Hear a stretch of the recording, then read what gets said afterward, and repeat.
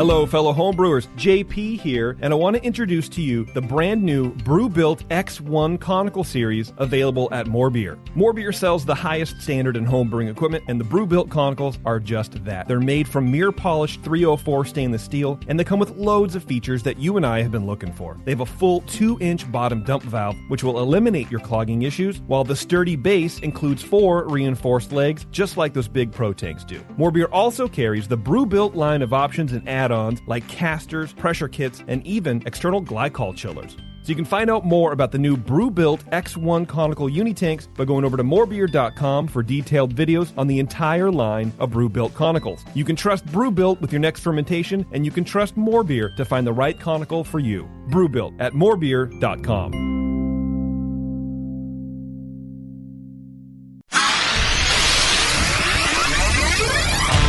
Great beer is about drinkability. Doesn't matter the style. You guys are like walking beer Wikipedia. That's the first time that you've ever accepted me as a person. Or you have a fermentation in your gut. I'm jet propelled at all times. How many guys do you think that you have the privilege to slap? Somebody who's never tasted a commercial example, and this is how you know everything about this beer? Please, you don't. I think that's bullshit. I think it's bullshit too. Wow. Are you guys going to arm wrestle? No. We're going to teabag fight instead. You heard of Junkyard Wars? Can I get another high five, Beavis?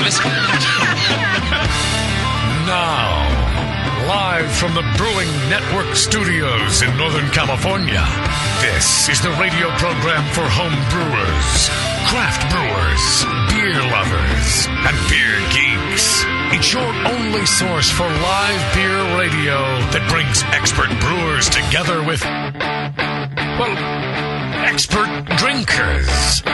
This is the radio program with a head on it. This is The Session. That goddamn Patrick Rue from the brewery left me a crap load of beer and is responsible for this mean, wicked hangover that I have today. Why'd you drink so much of it? I was there. I was on a mission. I don't know. And for me, it's an extra hangover because it's all that wheat beer that he left. It's all saisons and stuff. That wheat just makes me feel like shit the next day. Look like shit, too. Yeah. I'm on industrial strength hangover cures today, though. I'm going to say that. It's good to have Mom living here sometimes. Let me say that. Everybody, welcome Sully back to the studio today. It's good to be back. I'm the only one applauding. I just want you to note that. I'm smiling. They're all sitting on their hands. Man, sure we are. I really feel like I haven't seen you in about 6 months. I swear to God, when I was driving, I had to look at my map to figure out how to get back. How to get back to Pacheco? I just met your mom. Yeah. Oh. What do you think of that, huh? And I was very nice. I'm very good with parents, just so you know, kids. And I met her dogs, which are really friendly. Yeah. I think I'm dating one right now. Judging by the wet spot near your crotch, I would say one so. of you is in love, yeah. I'm definitely a power bottom with that dog now. Yeah, you are. Well, you have a dog, right? So I'm hoping that you don't have peanut butter on your balls. It's that she's smelling your dog. What's wrong with that? Just guessing. Anybody have peanut butter on If that? you still have peanut butter on your balls, it means your dog's not doing a very good job. Yeah. And your dog should be talked to. Or else I'm really good at it. Tell you what, it's been, some things about having my mom around. It's been pretty cool. I've been putting that bitch to work. Oh. There's no, the place is awfully clean. Yeah. There's no free rides around here. There you go. She's been making brownies all week. All those hors d'oeuvres you got out there in the studio, the kitchen. That's mom's work. In the green room. In the green room. She did all my shipping this week. Really? all those new BN glasses that we sold out of. Ma did all that shipping. Oh. She's like Daniela. Yeah. Remember the old days? You'd come here and be a big German food spread. It's true. There was the lean years. Okay, we have prosciutto for everyone. Again. That's how I treat my ladies, man. There's no free rides. You got to work around here. Feed me, do my shit.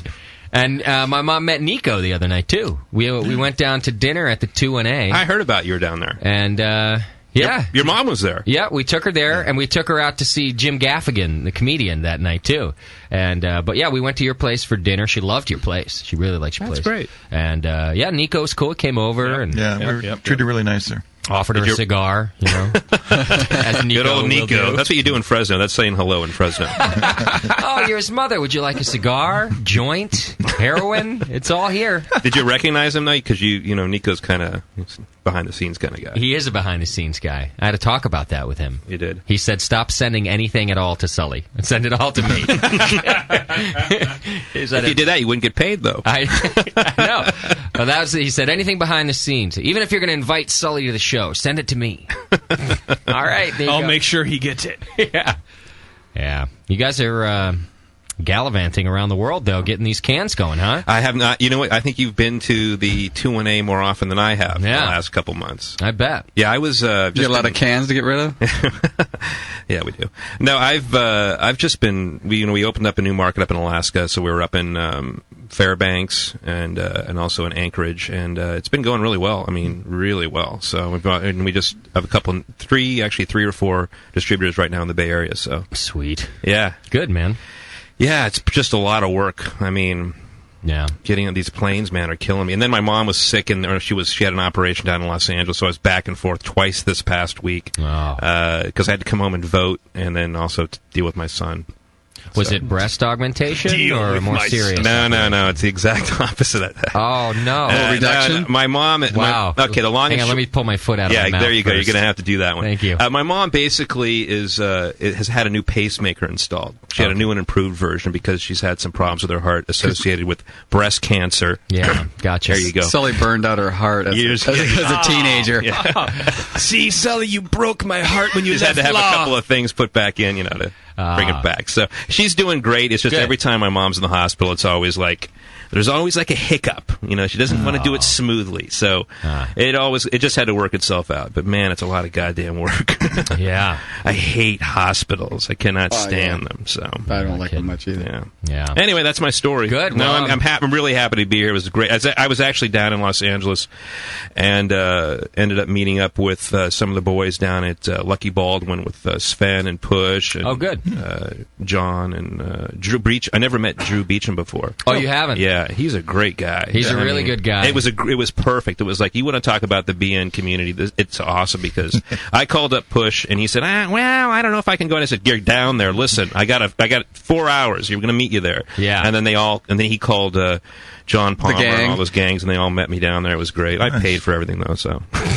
Well, you can't. I had to pay for their friendship. That's why they went, Sully. Yeah, exactly. He's there. Hey, feel good that you can at least buy a friend. Yeah, exactly. Yeah, next time you won't have to beg them to come. They might Push, show up. I can see how the conversation went. He's at home, and you're on the phone with him. I don't know if I can go. Now, get down here. All right, hang on a second. Honey, can I go out for a beer? No. It's Sully. Is he buying? Yeah. All right. That John Palmer's not going to be there, is he? All right, I'll be there in 5 minutes. Sully. Yeah, they were great. His wife is funny. I'm on this Facebook thing because I got nothing better to do with my time most of the time. Facebook, sorry, I'm whispering it. And she posts every time I have something on there. She responds to it. Yeah. I don't know if she's stalking me, stalker, or I don't know what the hell's going on. She's trying to make you feel Mrs. Push is important. stalking you. Yeah, that's true. She's like, that poor Sully. He never leaves Facebook. I better comment. Yeah, he seems lonely. I want him to feel loved. It is funny because I don't brew as much as I used to, not at all. And and so I'm on that damn. I did it one time. I'm on that damn one time. Just once. It was about 10 years ago, June 17th at 10:15 in the morning. Yeah. You're just the face now. And she I don't know where I was going with this, but she's basically constantly commenting on things, constantly, anytime I respond to somebody else, she comments on that. But she doesn't even know that person. It's just hilarious. Right. Mrs. Push, step away from the computer. Leave me alone. In Mrs. Push's defense, just briefly, the poor woman is, laid up on crutches. Yeah, she can't even leave the house. She's probably delirious on, Oxycontin or something like that. Yeah. Oh, come on, Sully. You know that every morning you wake up hoping that her post is going to be there. Hold on a minute. Yeah. That was good. I got a question. All right. Totally irrelevant. Beer cam. Are we having one today? We're not going to have the beer cam today because it's part of the problem I've been having with my computer the last couple episodes where the audio gets all messed up. And we need Skype for our guest today. And I don't want to the camera's going to mess with Skype is the long story short. So maybe after we're done with our interview late in the program, I could turn it on. But until then, we don't have a lot of beer, I think, to put on the beer cam anyway until later. So no beer cam today. So our guest today, I'm not going to try to pronounce the name of the brewery just yet. But it was sent to me as a clip from one of our Danish listeners. So that'd be fun to hear you say that. Hi. In Denmark, we pronounce Midtfyns Bryghus as Midtfyns Bryghus. All right. Yeah. We pronounce train as train. Hi. In Denmark, we pronounce Midtfyns Bryghus as Midtfyns Bryghus. All right, so now that you've heard it, I'm going to go around the room, and I want everyone to try. I want to get this over with now. Cool, I've been practicing. All right, good. Tasty's been practicing. Because we got to, it's going to be a long show, and if we don't figure this out now, we're going to be in trouble. We're going to embarrass ourselves. Right. So let's go ahead and start with JP, and let's see if you can do this. I think I can do it pretty well because I had a Danish this morning. I think it goes something like... Okay, are you done now? Can I say it Making fun of you? Okay, go ahead, give it a shot. All right, how about this? Midtfyns Bryghus. Wow. Pretty good, huh? You've really been practicing. Well, Danish in your teeth. Close. Danish, yeah. On his first try. And it was I was lying. It was even a bear claw, so... All right, Sully? I actually one time dated a woman who was Danish, and how'd you know? That's she tasted like Danish. Okay.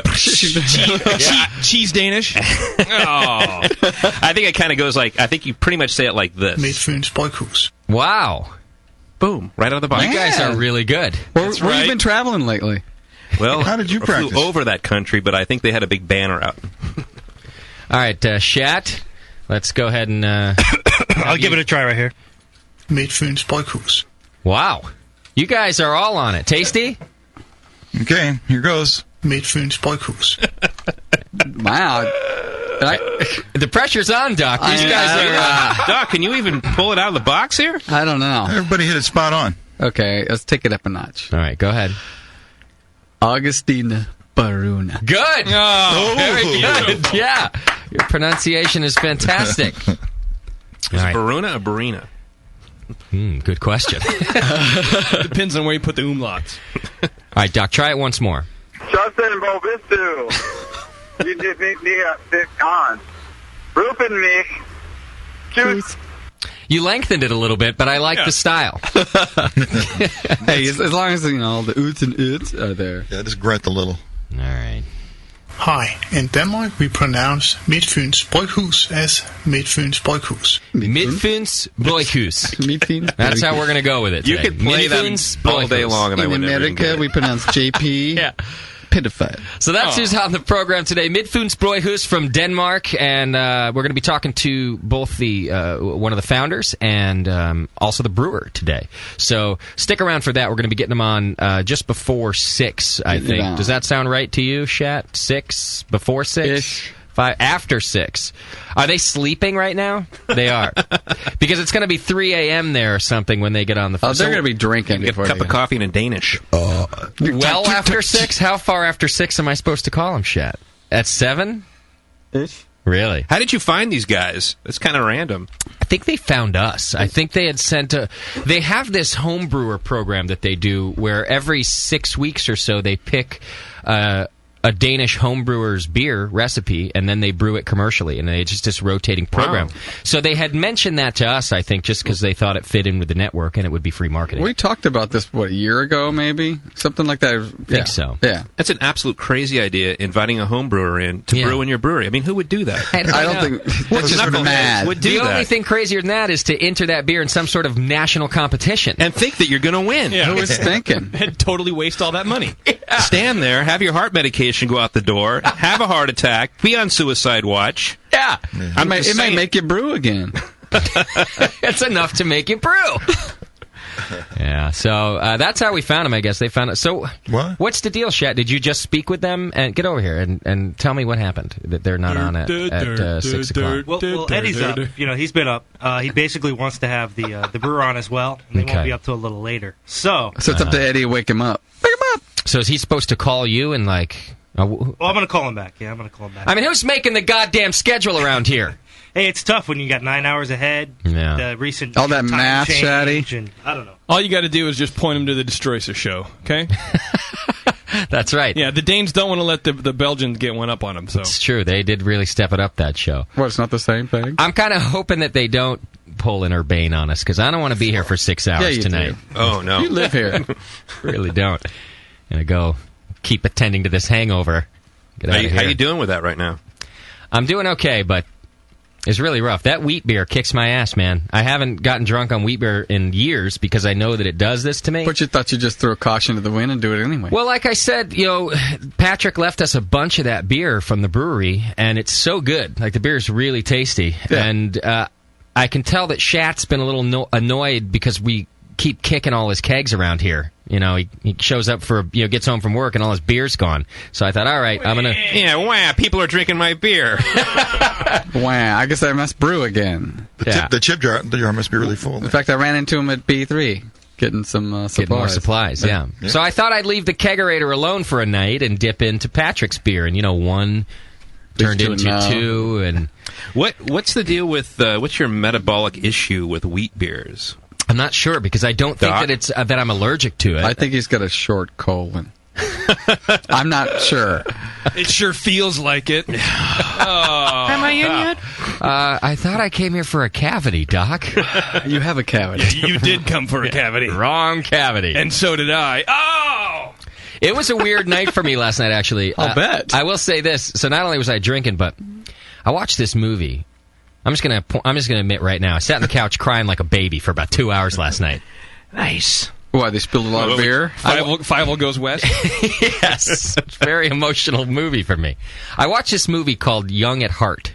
And it's a documentary about these seniors that are in a chorus. The average age of the group is 82 years old. Starring Sean O'Sullivan. Yes. Hugh Hefner's age. But they do this chorus. They do chorus versions of rock songs. They're like singing The Clash. And a lot of Talking Heads, but so I'm watching it, and I'm thinking it's just going to be this funny documentary, really amusing. No, it's really emotional. Like, a couple people die during the film, and you get attached to them. There's these really nice old people, like you want all of them to be your grandfather or grandmother, and then they start dropping like flies in the middle of the movie. and this guy, all right, so this guy ends up, I won't tell you how it comes to be that he ends up singing this particular song, because that's part of the emotional part of the film, but he ends up singing this Coldplay song that'll make you tear up anyway if you're a big sissy like I am, and it's called Fix You. And he's sitting there, this old guy, with oxygen going through out his face, like he's going to fall over at any moment. He's got the cannula. And I'm telling you, and he sings this song. It's great. It's amazing. Wow. And I literally sat there sobbing for 15 minutes after this song was over. I will never. That's good. I'll never get to see my dad suffer like these people are. Yeah. Well, I will say I'm having this whole conversation in my head about mortality lately, of course. Because now that your dad's gone, that you're next. Yeah, right. And I'm watching this film where everybody's going to die in like 15 minutes. Yeah, right in front of your eyes. And then Schumann comes home. He tells me about this dream he has about his dad. Oh, turn on the waterworks all night long. You've been going through a lot lately. You know what? Dude. It's probably just hitting. Blame it on the wheat beer. That's my summary. Is if I weren't for Patrick's beers all night, I would have been able to take all that like a man. Instead, it's Kleenex everywhere. And it was called Yellow. Oh, man. It was an intense night. But I do recommend the film. I just recommend that you watch it when you got a little time to be depressed. It's also a very happy film. I mean, here's these people that they really, most people their age are sitting around waiting to die. That's the upside of it. That's the half-full side of it, is that, these people are doing that. I mean, we're all going to die, folks. Yeah. So, some sooner than others. Right. Yeah, the rate I'm going. And that's good. It's a good. Sounds like a good movie. It's a good thing. Yeah. I recommend. It's called Young at Heart. Watch it. Watch it with your wife. She'll cry. You'll get laid that night because it'll be like a sympathy. Oh no, I'm not in the mood. It's too sad. Honey, I'm crying. Blow me. Look, I cried with you. You owe me. Honey, you're crying. Blow me.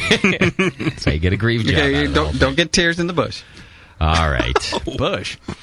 So a few announcements today. We had our first drive time CBS Brewcast, JP and I. Wanted to be there for that. And, I was hoping you could make it, but you're really with your wanted mom. to be there. Yeah. Did anybody call in? Yes, we had a few calls. Oh, excellent. I think we had a lot of listeners, and it's really a great time slot, Sully. It's awesome. But also, like, for us, like, you're going to like it, because that whole Saturday thing's just weird. We're all in the middle of doing something, and then we stop for 2 hours to do the program on Saturdays. But it's not like that. Now it's a Friday afternoon. It's work. It's not just that we get to prime people up for their weekend. It's like we're priming ourselves up. Dude, my week, like Saturday night, I'm like, it feels like Sunday. Yeah. And so it's going to You extend spent my yourself? weekend. I think it's great. Yeah. Just having a Saturday off is nice. So it's now on KYOU.com or 1550 AM in the Bay Area. It's at 5 o'clock every Friday. You think you can make it this Friday? Or you out of town again? You know what? No. I'm in town for a while. All right. Which will be good. But no, I totally want to do it. I think it's when I heard that you were on Friday at 5 o'clock? 5 o'clock. That's incredible. Yeah, then also, like, you're like in the city and you're like, yeah, let's go out and drink now. Exactly. Yeah. Because we're done by 6. Just an hour. It's short and sweet. And we just talk beer, of course, just like we do. And, same format. Same format. I'm tightening it up a little bit. A couple new segments coming your way. Got a few things JP and I are working on. He's running more. Yeah. Tighten up my ass a little bit. Tucker. That show good. So it was a good time. So it went well. Thank you to everybody for tuning in. You can keep tuning in. Tell your friends to tune in. Yeah, 5 o'clock on Fridays. It's really a good opportunity for us. And I will say this, a little bit of word of mouth goes a long way. It's how the Brewing Network got as big as it is. And it will help us a lot with that show, too, because, 1550, it's, near the top of the AM dial. Not everybody knows about it. The more people that know about it, the farther that show is going to go. It's really an opportunity for us to be on Monday through Friday. If the ratings turn out okay and if everybody's happy with the show. So, be careful. Well, congratulations. I mean, really, it shows what you're doing there. I mean, for them to give you that kind of like, allow you to do something like that, take you off like 9 o'clock in the morning with Marty Lurie. Right. Yeah, and give me... give you something like that. They really must like you down there, or pretending to, I at was least. going to say, be careful what you wish for. You might be the morning crew, Monday through Friday, just raging. Hi, welcome to Justin Zoo. Man. We got Crazy JP and Doc's out here, too. Yeah. We're having fun. Get some cymbals and a snare drum and a slide whistle. And Tasty's up with the traffic. Yeah. Welcome to Manic Mondays. It's a 2 for Tuesday here right now. Yeah. A lot of fake laughing and clapping. Yeah. Who's this in the studio now? Oh, you brought your dog. Hey. Yeah. I fell off a curb on the way here, guys. I got to tell you about it. You are crazy, sir. It's zany right now. That's what's going to happen, right? That is. That's a great... We should have a morning zoo, I think. Justin Zoo. Annoy ourselves. Oh, yeah. 9:30 zany time. 9:31. All right. It's time to do our drunk driving show. We're all going to get drunk here. 105 What time is 7 o'clock? Yeah. We're going to crank call one of your coworkers. Ready? Hey, Marjorie, Tens is dead. Just kidding. Break time. I think JP was meant for morning radio. People want to know. And by people, serious. Yeah, this is serious now. Serious chat By people, we mean many. People want to know. And by people, I mean Milo is asking about is asking about that other show. What show's that? I bet he would because it's not drive time. So they were asking about that show last week. The week before. Are you guys still doing that show? What show are you talking about? We haven't done it since before you were here last. We haven't done it. It was like a year ago. I certainly was planning on doing more of those shows, but then we ran out of shirts. Yeah. Well, now with this Friday gig, I don't know what's going to happen to it. Move to Thursday. It's not been canceled. I mean, the guys upstairs. It was never started. Have not canceled the program. Justin, it looked like that's the first time you ever even thought about that topic. Was this second now. Yeah. Lunch meat? Huh? What? All right. Let me think about it. Oh, yeah. I don't know Potential what to do move my career forward on radio at Fridays, or do a show that 10 people listen to and bub. See, that's the point, exactly. You really hit it on the head there, How about Sully. we do it first thing in the morning? Are you insane? I don't even know what first thing in the morning is. Okay, crack at noon.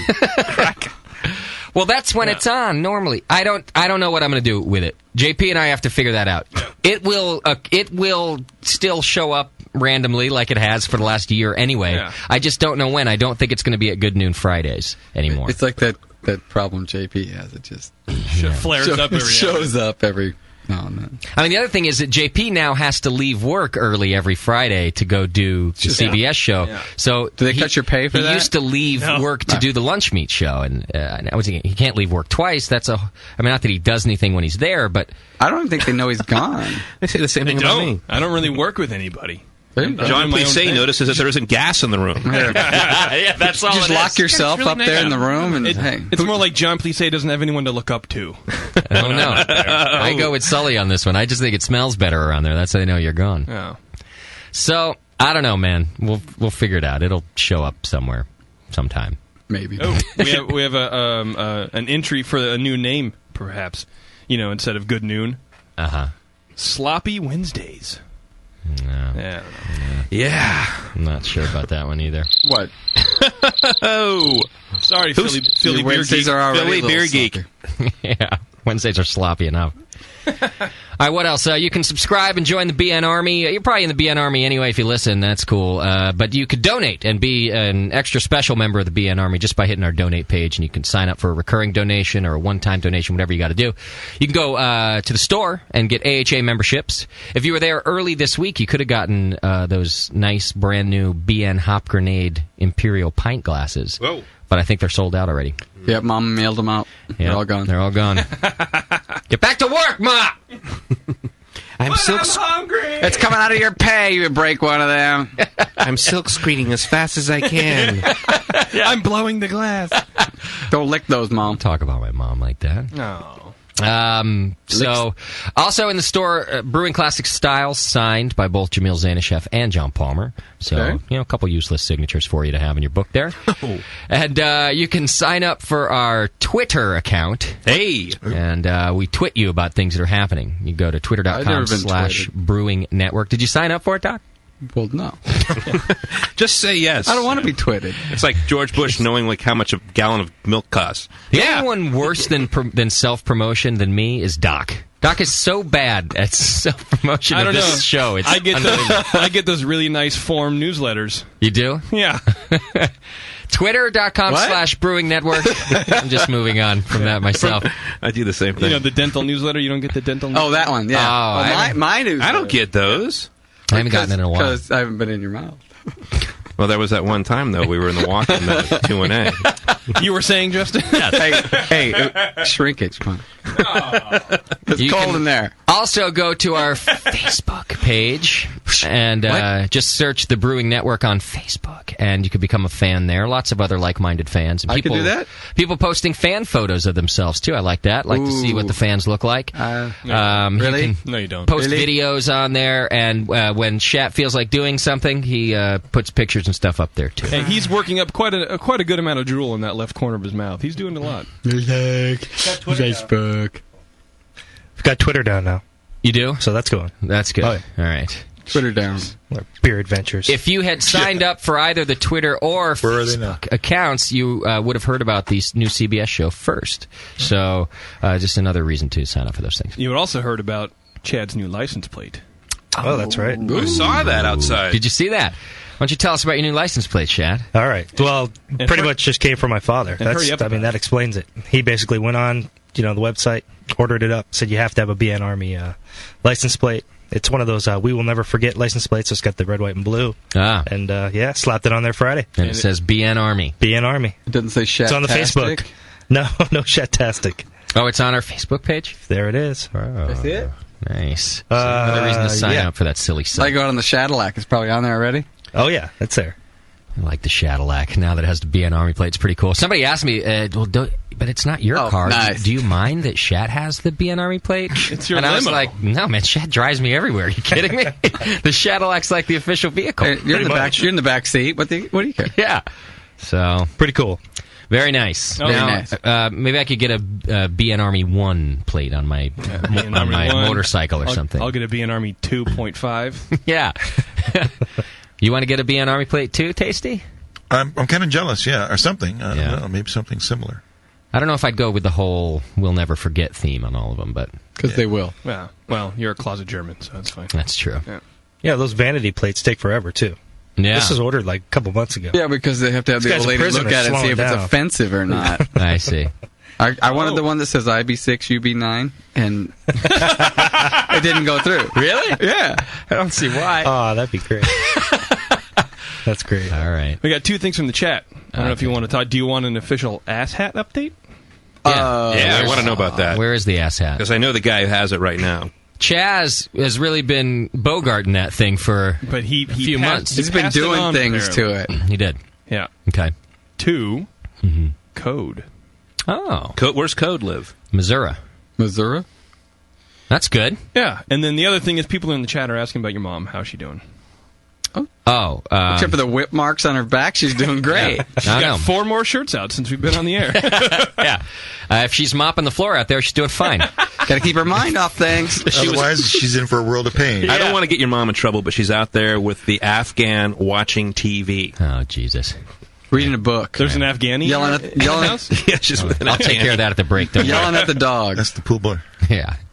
I mean, she's yelling at the dog for sniffing Sully's crotch, like Sully. He minds. wasn't sniffing, he was mounting my leg. You know what? And Sully wasn't saying anything. Kind of like this. Just letting it go. You guys haven't even acknowledged yet. We have a new president now. Oh. Everyone's like, yeah, okay, whatever. Yeah. Being the president's the new black. Yeah. Ah! I get it. Yeah, there you hit that on yourself there.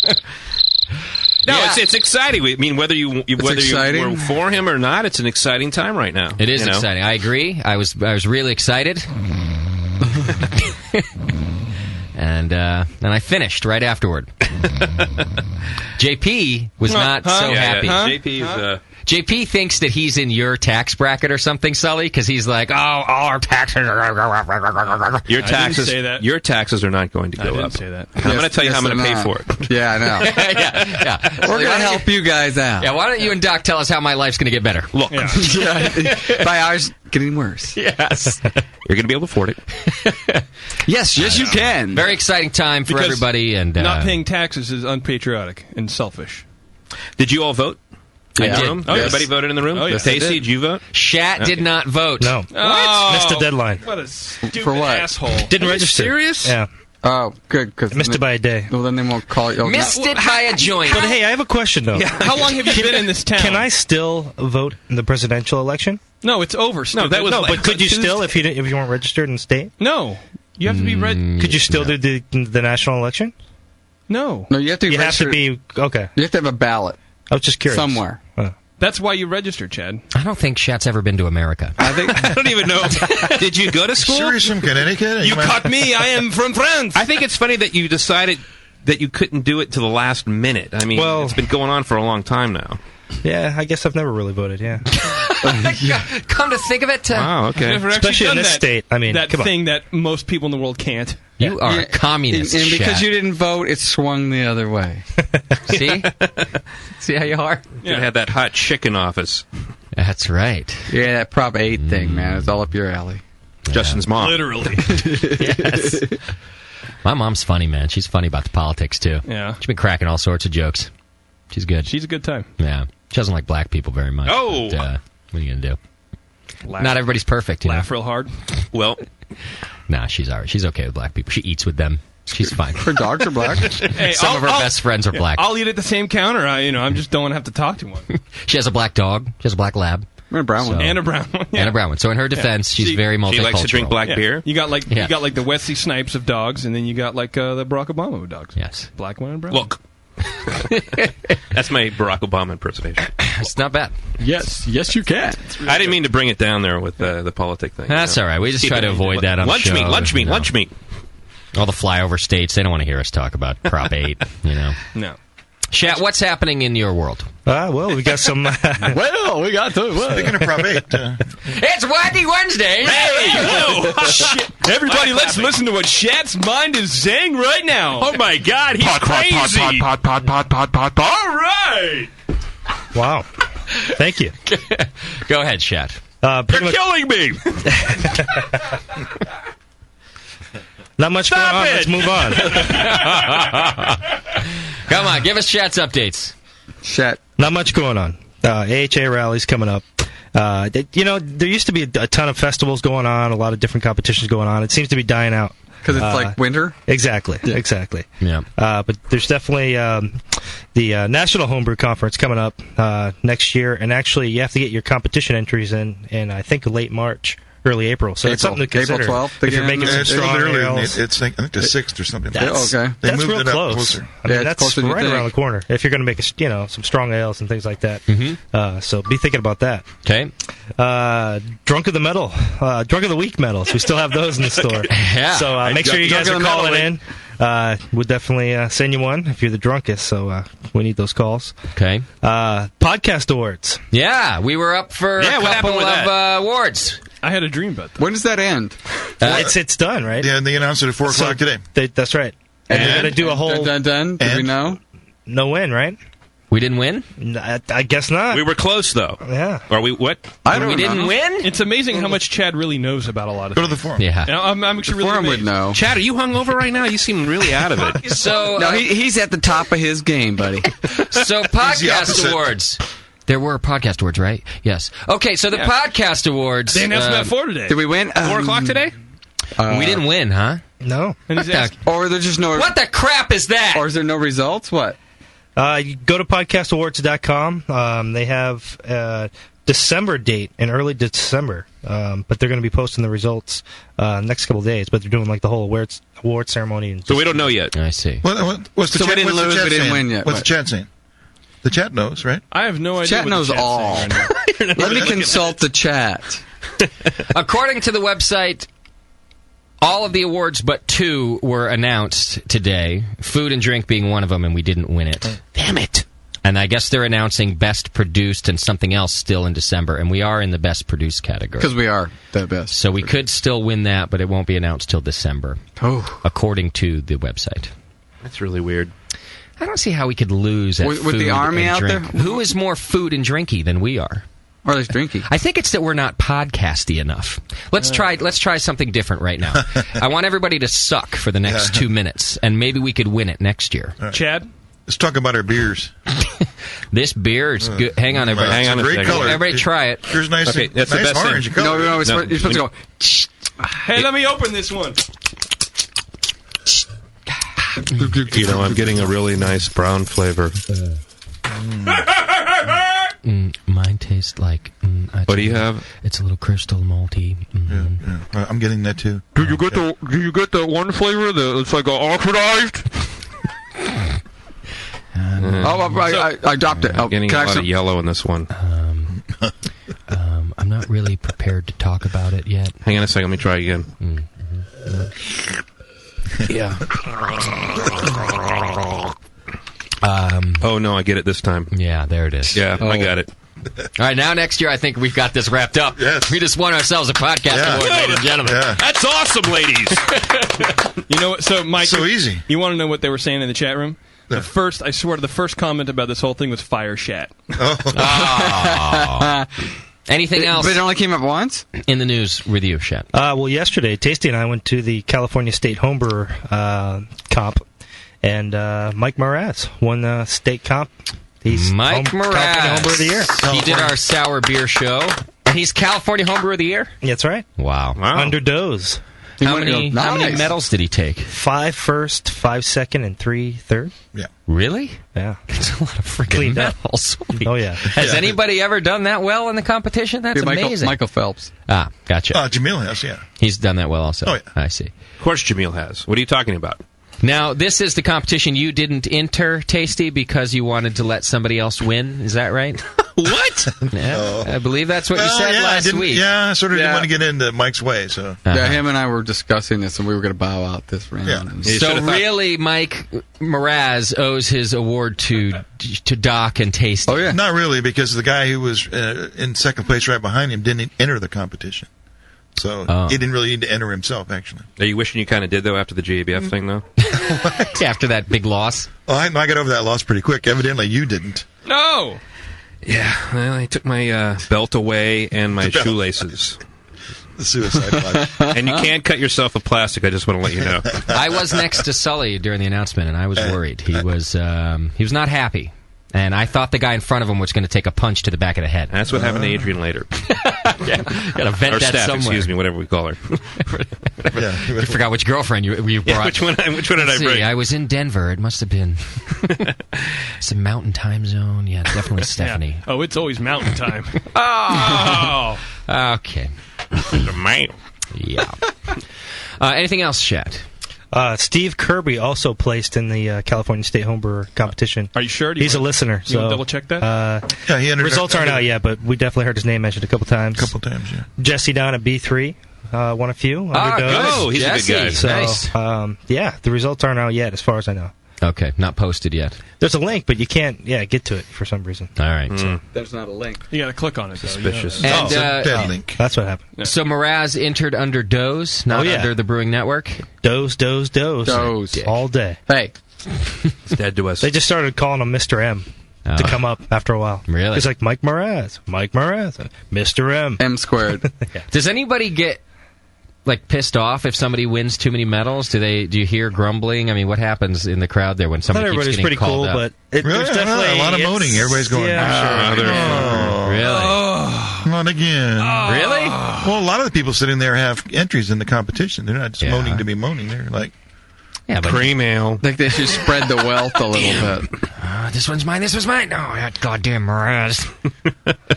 Again? I know what that's like. Somebody stick their foot out. No, you don't. You don't win. I remember I texted Nico because he wasn't there, and I said, "Yeah, we're going down in flames here. It's feeling great at the GBF." Yeah, he was worried about you too, I'm sure. So, do you guys know? So, we lost our the food and drink category to a podcast called Grace Before Meals. What the hell is that about? It's the online source for families looking to strengthen their relationships through shared mealtime experiences. Sounds like the Mormons backed that one. Mm-hmm. It's a pastor who cooks, and he's Asian. His altar boys There's as the his hook assistants. right there. What an awful thing to lose to. That's why Grace awards Before suck. Meals. Like, what the fuck? Probably teaching that in school now too, aren't they? I think what this means is that we have no grace. Whatever religion he is, they're a lot better at voting online than our listeners are. The BN Army is too busy getting drunk to remember to vote online. Was I supposed to vote? I voted many times and often. I voted for the black guy. Does that help? Oh, he's Asian. We'll give it to him anyway. What I want you to do is vote now. Yeah. God bless you. Yeah. Eat your mac and cheese. I wonder if all these other podcasts sat around, every week saying, vote now, vote now. We should have done that. Vote now, vote often. We did in the forum. Yeah, but that's in the forum, not on the podcast. I did see that you could win a nice microphone, and that's really the only thing. Yeah, I would have liked a win. nicer microphone than this can and string I'm talking into. Justin has the best microphone in this. And he does. Yeah, it's badass. And it's the biggest. I sent you a link to buy your own microphone. Doc. I know. I was going to buy one. I was thinking about that. Yeah? Yeah. Guys, you can all buy them. I got better headphones than you guys. No, I think we're all... No, Sully's got pros too. Yeah. Same ones. Well, because the only thing would fit on his head. Oh. Zinger! Oh, my God! What's up next? Anything else, chat? 640, 75 degrees outside. Okay. Let's check traffic. It sucks. All right. All right, a lot of show to do today. We kind of went on a little bit because apparently we're being made to wait by our guest today. I was made to wait. Our guest is, of course... Midtfyns Bryghus. And they'll be with us Sorry about that. sometime after the 6 o'clock hour. So hang in there for that. When we come back, I'll do feedback, which is brought to you today by the BN Army. And they've got a whole line of insults for JP this week that Chad actually printed out and gave to me. Bet they're going to suck. Long list. Hang in there. It's feedback and JP insults when we come back. On the session. Welcome back, Sully. Thank you.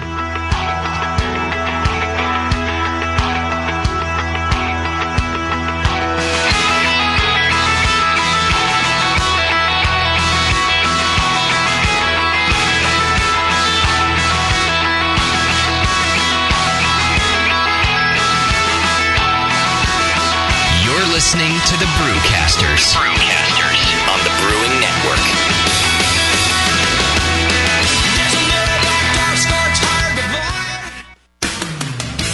What's good for the earth, good for your body, and great for your brew?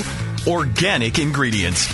This holiday season, the organic ingredient experts, Seven Bridges Co-op in awesome Santa Cruz, California, offers you the gift that keeps on giving to our planet. Sustainable, fair-wage ingredients to make the best organic homebrew you've ever had. There's a growing demand for organic products, and your choice to brew with them supports organic farmers worldwide. Brew organic, and you'll brew excellent beer that is free from chemical residues and genetically modified organisms, and you'll help contribute to a better world. If you're looking for organic ingredients, Seven Bridges offers a huge selection of USDA-certified kits and raw ingredients from 8 ounces to 50-pound sacks of grain, whole and pellet hops, and all the equipment you need. Seven Bridges, the organic homebrew experts since 1997. Visit www.breworganic.com. Did you know that every day a brewcaster goes to bed hungry? Did you know that brewcaster is silently calling for the help of people just like you? Do you know that every day the unicorn and the rainbow have to blow sailors for loose change? For less than the cost of a half-calf, quad-shot, venti, extra-hot soy milk, triple-pump, hazel, low-fat foam, double-cupped macchiato a day, you can help starving adults in Pacheco. Your love can be felt for as little as 7 cents a day. Visit thebrewingnetwork.com/donate to sign up today for as little as $2 a month. Private first class in the BN Army. Buy your way up the ranks as corporal, sergeant, ranger, or colonel with an easy-to-do monthly donation that keeps brewcasters alive and your favorite internet radio station broadcasting. No donation is too small to help those in need. Can't you find it in your heart to share your love with a brewcaster? In return, you will enjoy the wealth of knowledge that comes with every episode of the session, The Jameel Show, and yes, even that other show. Thank you for listening, and please sign up for your donation at thebrewingnetwork.com/donate today. Attention homebrew shop owners at Fermentap. They know you're tired of buying the same old gear that everyone else has. That's why Fermentap offers the newest and most cutting-edge brewing equipment known to man. Since 1998, Fermentap has been leading the fight against the boring and mundane by offering strange, unique, and just plain smart equipment. Like their stainless domed false bottoms. Never deal with the floating plastic hassle of other false bottoms again. And since they're made from stainless steel, they'll last a lifetime. Fermentap's line of copper wort chillers are the best on the market, designed to cool your wort faster and more efficiently than other immersion chillers. They actually invented the equipment to make these chillers not only work great, but look great too.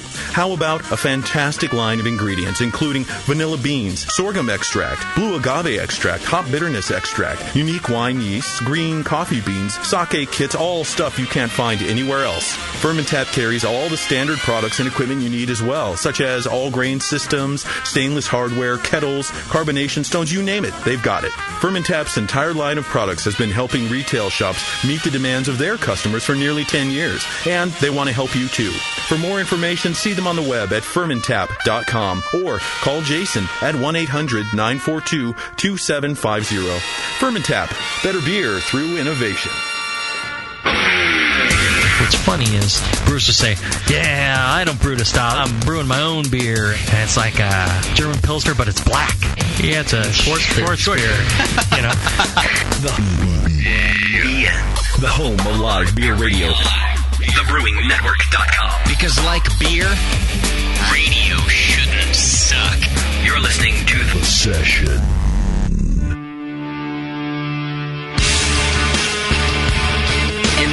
Back to the Brewcasters. On the Brewing Network.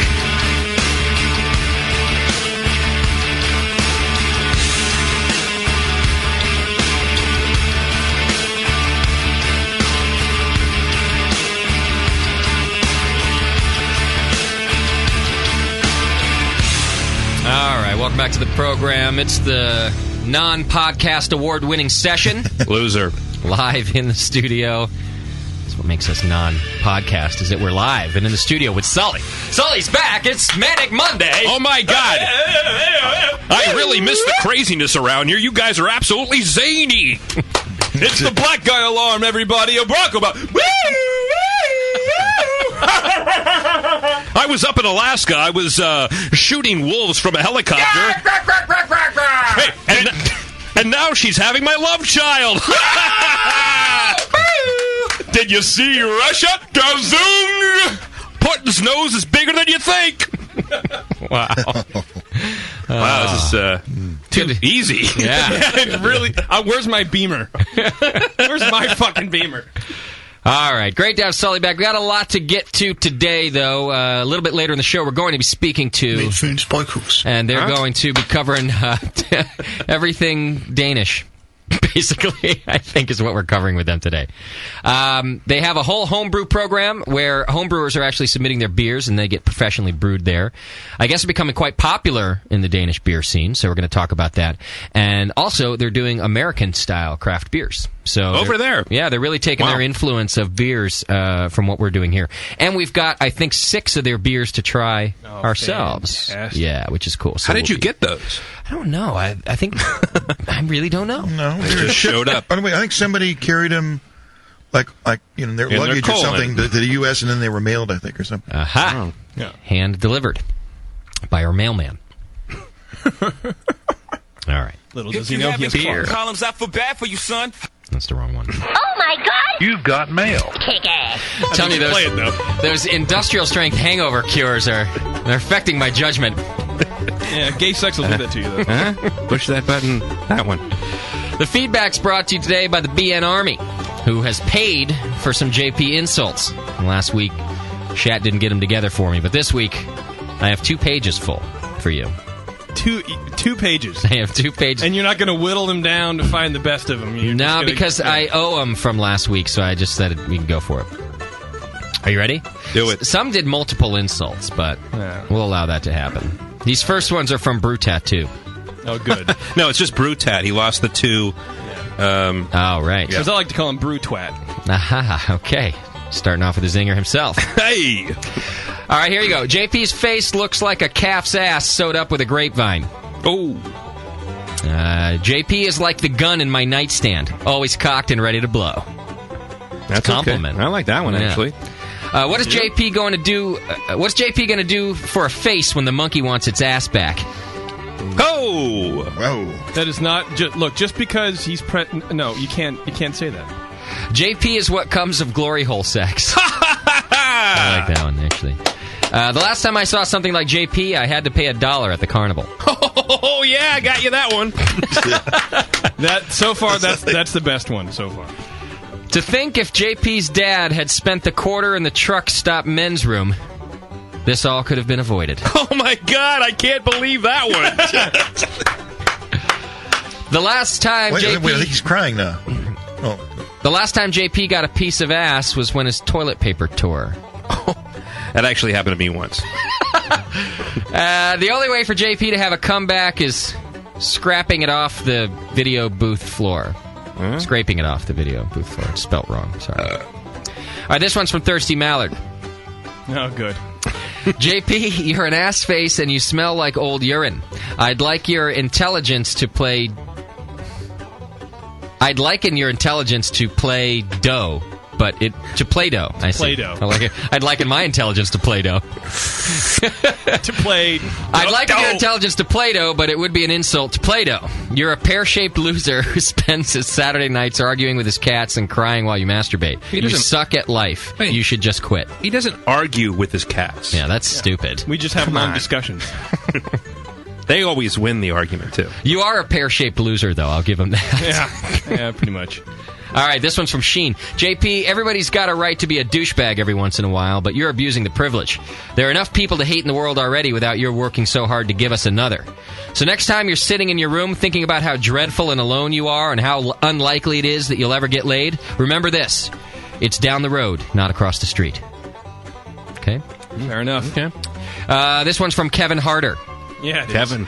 Spelt like it sounds, folks. That's what his boyfriend says. I hope. Oh, ouch! I hope your syphilitic girlfriend is forced to marry the son of a one-eyed Mongolian goat fucker. You insignificant little fuck. Long-time listener, first-time insulter. Wow, you can't say anything if your last name is harder. I'm just. He did, though. That was right to the gut. To the gut. JP, I don't know who did this one. JP, you're a sad, demented, and stupid little fuck. Your idea of recycling is picking the corn. This one's gross. He's not little. This is gross. Picking the corn out of your doo-doo and re-eating it. Man, wow, there's a fun one. I replaced with the word doo-doo. Who hasn't done that one before? Yeah, where's he from? You smell like the homeless people you've been blowing for free down by the docks. In fact, you probably still have a little crust in that nappy-ass beard that you used to hide your shame. You lick the ball sacks of the neighborhood stray dogs and call them your friends. Wait, hold on a second. You don't have to go all the way down to the dock. That's getting your money's worth there. JP pays for them to suck him. It's totally different. Well, look, he got it all wrong. For free? You don't have to go all the way down to the docks. And last, but certainly not least, somebody did, let's see, in honor of last week's feelings pie chart, I created one of my own. Oh. Through a detailed analysis of your, quote, humor, we can actually reveal a lot about your screwed up personality. Went back and listened to the old shows. I see. Oh, I'm looking at this thing. That's great. And here's your pie chart. I do believe that Shat posted it in the forum. I will now. I don't have one here. I'm looking for one. Okay. I have it. Look at right here. Here's your insult pie chart, JP. Okay. 8.2% of your humor reveals a latent insecurity. 12.5% reveals your deep-seated loneliness and lack of personal friendships. Okay. 7.1% shows your self-loathing. This is pretty realistic so far. I remember those. Yeah, You're sitting on my lap right now. I'll hold you. 11.5% reveals your sexual frustration. We can blame that. 2.9% shows an unnatural racial bigotry. You know what? There's nothing unnatural about that part of that pie is a little too small. Yeah. Well, he did go to that at least 3.5. But I'm looking at the rest of the pie, and I don't know what to decrease. 10.9% shows your social awkwardness. Oh, only 10.9. Yeah. This guy doesn't know me very well. 18.8% clearly demonstrates that you have an unusually small penis. And that you like to tuck it between your legs and parade around the house in front of your cats. Would you fuck me? 3.5% shows a slight suicidal tendency.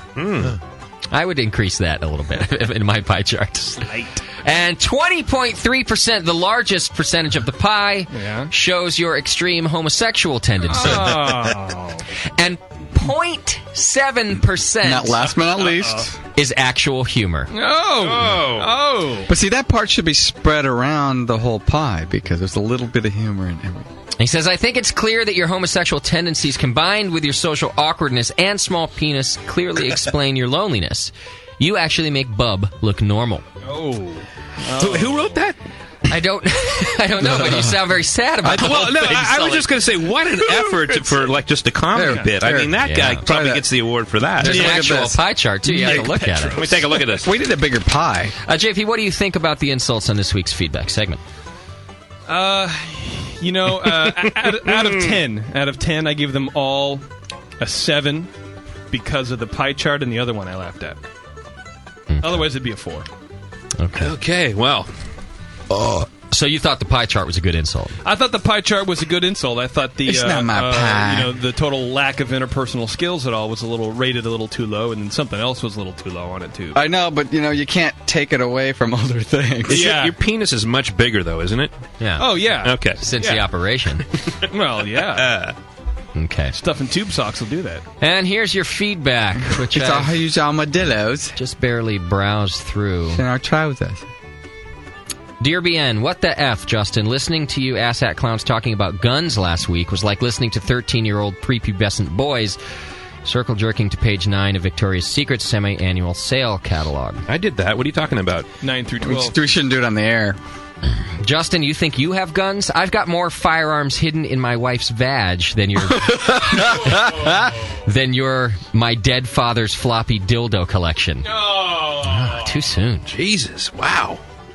When some unfortunate F trips the proximity alarms of my compound, I'm like, baby spread eagle, I need the AR-15. Ted Nugent, ladies and gentlemen. I don't really want to read the rest of it because he's just one of those guys. That? Who, Where's that guy from? Don't guys who toot their own horns drive you nuts? Like when people go, like let's say Doc gets a new car, right? And he comes over to Sully's house and goes, "Look at my new BMW, isn't it nice?" And people are proud of these things. And then Sully goes, "Oh, that's nothing. Check out this." And then he goes on and on about. Don't you just want to punch people like that? Like why? I just don't get it. My wife's got a big vagina. Oh, big fucking deal, dude. That's because you don't have anything, Justin. She didn't start out that way. So. Maybe that is why.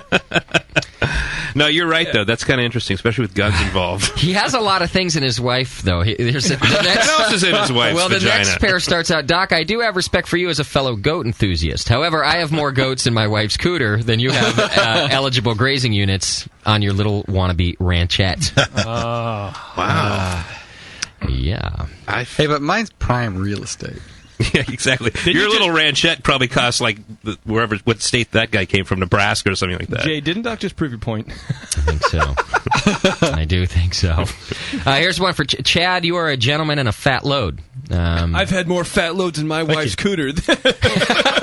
That's going to be coming up. Huh? But you might just be my long-lost twin. Nobody but you could have foreseen the brilliance and humor brought on by your unfortunate booty call, forever known as Crazy Bitch. Chad is the glue that holds the BN together. Justin should publicly worship you for fear of me coming down to Pacheco with a paper bag for him. And then he goes on about how he loves the BN. Oh, okay. Was she on the show? In chat. No, not yet. But they're calling for it. I thought she was on the show. We've told you what would happen if she's on the show. It's basically... Put it in your mouth. I love you. Put her on the pole. I love you. Put your leg that way. Oh, I don't think I'd want to see Crazy Bitch on the pole, man. Upside down, spinning backwards, coming down. Yeah. Oh. She's seen Johnny on the pole. She's been here late night for that. Oh, interesting. Let's see, here's another one. So my brother and I have teamed up and are brewing together to win Homebrewers of the Year for New York. Since I'm in a club and he's not, we're entering with the Brewing Network as our club since we both listen sans pants. Sweet. Yeah. Nice. You brew no pants? He does. He said, we got first place in English Brown Ale with a mild, second place in Stout with an American Stout, and second place in Mead with a Sweet Mead, and the mild won third place Best of Show. Nice. Very nice. Very nice. That's 4. Best yet, that mild won the Brewmaster's Choice Award and will be brewed on C.H. Evans System in Albany, New York. Wow. Nice. I will send photos. Sorry, JP, the photos will not contain pictures of kids getting off the water slide at Disneyland. Brew Strong Bitches, and that's from... Wet Children. Is there a water slide at Disneyland? Oh, there is not. That's from Boo Boo Kitty Fuck. It was my pants. Oh. Water slide. Let's see. I like the fact there was a guy that was insulting JP about child pornography. His name is Boo Boo Kitty Fuck. Who's into like fucking cats. No, pink Don't cats. they cancel each other out? Pink cats. This is a really vulgar show so far. It is. Maybe they're going to create a new style genre on. I think it's called a melt up. Yeah, I think it is a melt up. Here's another one. Justin, you Jano talent Jahack.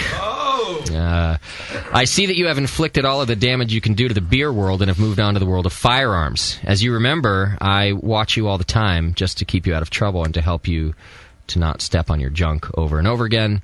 I saw you at the range a while back when you were there, and here are some suggestions from what I saw you doing that will keep you from jacking up the gun world. By the way, Doc, I got a gun safe. Nice. That's a good idea. It's in the back of the Cadillac. I need everybody's help to get it out. I got to take out a neighbor's pig this week. What? Oh, yeah. Oh, I couldn't do that. Oh, yeah. He was looking at me to clack. With what? What'd you shoot it with? An auto 380. Didn't want to mess his brain up too much. Really? Don't you want to use like a 22 or something like that? No. You know what? That's just boring, Sully. All right? Yeah, what's the Did fun it make in a that? mess? No. Okay, good. I'm a clean shot. You know, you're about 1 foot away and you just like... You didn't feel bad at all? No. Because it tasted great. Yeah, Sully. Yeah, can I have some of the bacon? You're talking to a guy who, instead of just getting a normal car, got a Hummer. But I don't mention that. Everybody else mentions that. You could use a 22, but why not use a fucking cannon, right? Exactly. Hold on a minute there, Wilbur. You think you have a cannon? I have a cannon on my Hummer. Oh! So here's what I'm supposed to do. See, I don't need to talk big. Everybody talks big for me. Here's what I'm supposed to do to keep from jacking up the gun world. Singing the theme from Cops while repeatedly mumbling, "No, officer, that is not my crack pipe," is a bad thing.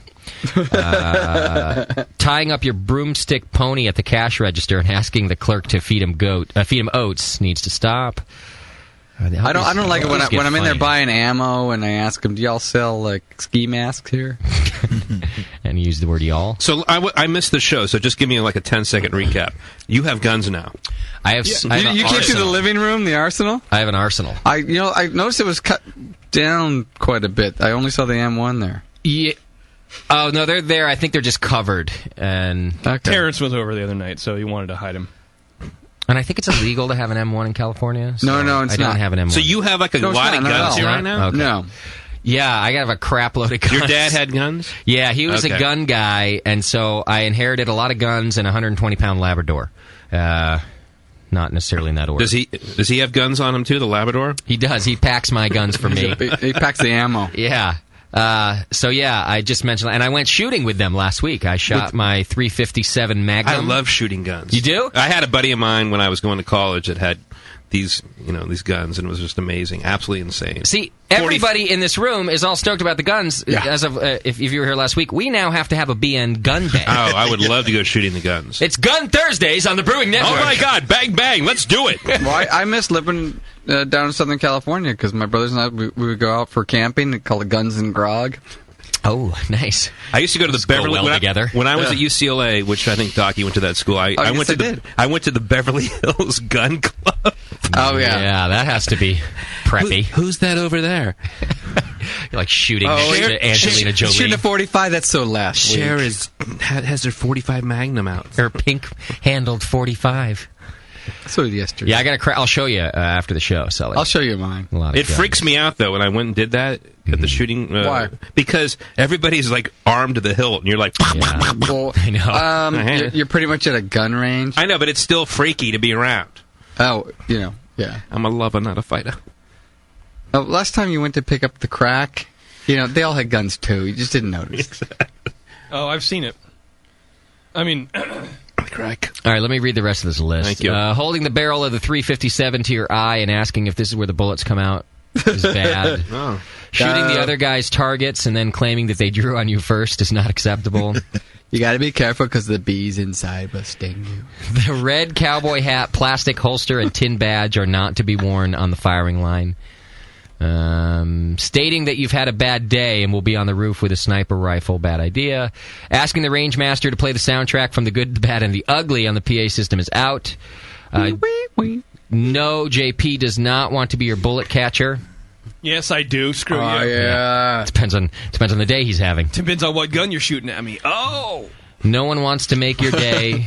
Challenging people to a duel at 30 paces. No. I remember. Chaps, no. And telling women on the range that you shoot blanks is too much information. Okay. So those are things I should not do at the shooting range. And finally, a follow-up to my email earlier this week. Jay-Z's Blonde Ale with an Amarillo Knockout Edition took gold. Oh! And I don't know what the competition was. Still kind of shocked here, but pretty happy. Don't have the full results. Scored a 43 a month or so ago. Wow. Nice. So there you go. Very nice.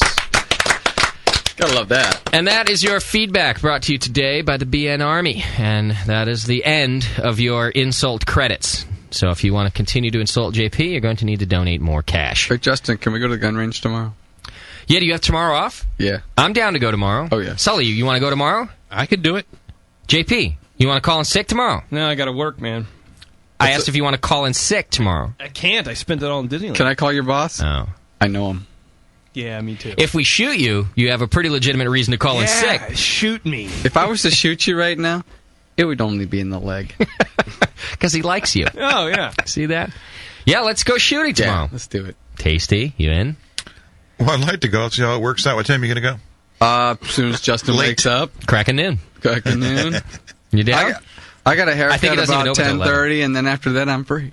Why don't we just What go do you mean you have a haircut, Doc? I got to get it closer to the scalp. I got to get one cut. The rest are fine. Yeah. Why don't we just go at night? You can't. You can go to indoor range. You can go down to, like, Richmond. No, there's one. There's an indoor They range. shoot at night, don't they? There's an indoor range in Milpitas. No, if we're going to go, we should go. I want to go trap shooting. And you can't do that Trap? at night. What are you talking about? Trap? I want to be inside with a gun and no, man, a you got guy and a I want to use. I'm going to do some pistol things. We'll do both. We'll shoot clay pigeons first, Okay. and then we'll go down. Then there's the regular shooting range. You can do clay pigeon shooting here? Yeah. Okay. You've never done that, have you, son? It's fantastic. By the way, we're talking right here by the dump? Yes. Oh, cool. You can do that here. Yeah. All right. Well, there you go. I didn't know they had a pistol range. I thought it was just shotguns. We'll make it the BN Gun Day every Monday. So if anyone wants to meet us down at the Martinez, I think it's the Martinez Gun Club. Yeah. Clay pigeons taste great too. Why Special every tomorrow, Monday? the 21st Amendment. Clay Pigeon Day every Monday. 21st Amendment. We go shooting. Bring back the clay. You're gonna get the animal rights people. We can't be killing clay I can never go pigeons. now. Jerks. Why? Because work. It's Monday. Yeah. You have to work. Yeah, he's going to pout the rest of the goddamn show. Whatever. I would just call and get you fired. You should. Then every day is like gun day. Then I'll work for you. At least for a few. I'll be your assistant. All right, do I have to wait till 6:30 to get Denmark on, or can we go for this? And can we take a break and come back with Denmark? Yeah, we could do that. All right. How about yes, we're going to do that? Sounds good, yeah. All right. We're going to take a quick break. Never called Denmark before, but okay. When we come back, Midtfyns and what? And lots of other stuff too. We're gonna try some beer, right, Chat? Absolutely. 6 of them. We got 6 of them. All right, stick with us. We'll be right back.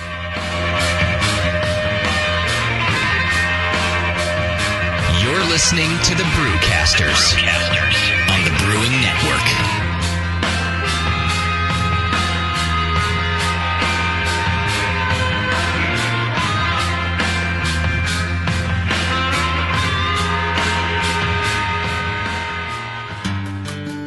Williams Brewing is your online resource for prompt delivery of quality home brewing supplies. Since 1979, Williams Brewing has offered the finest equipment and freshest ingredients and the best customer service in the business. Cut hours off your brewing sessions by using one of their 11 varieties of famous Williams malt extract. Their Williams German Pils is mashed with pure German Moravian 2-row barley malt for a light blonde color and malty crispness you just can't get from other extracts. Or check out their unique fermenters, draft beer equipment, bottling aids, and more.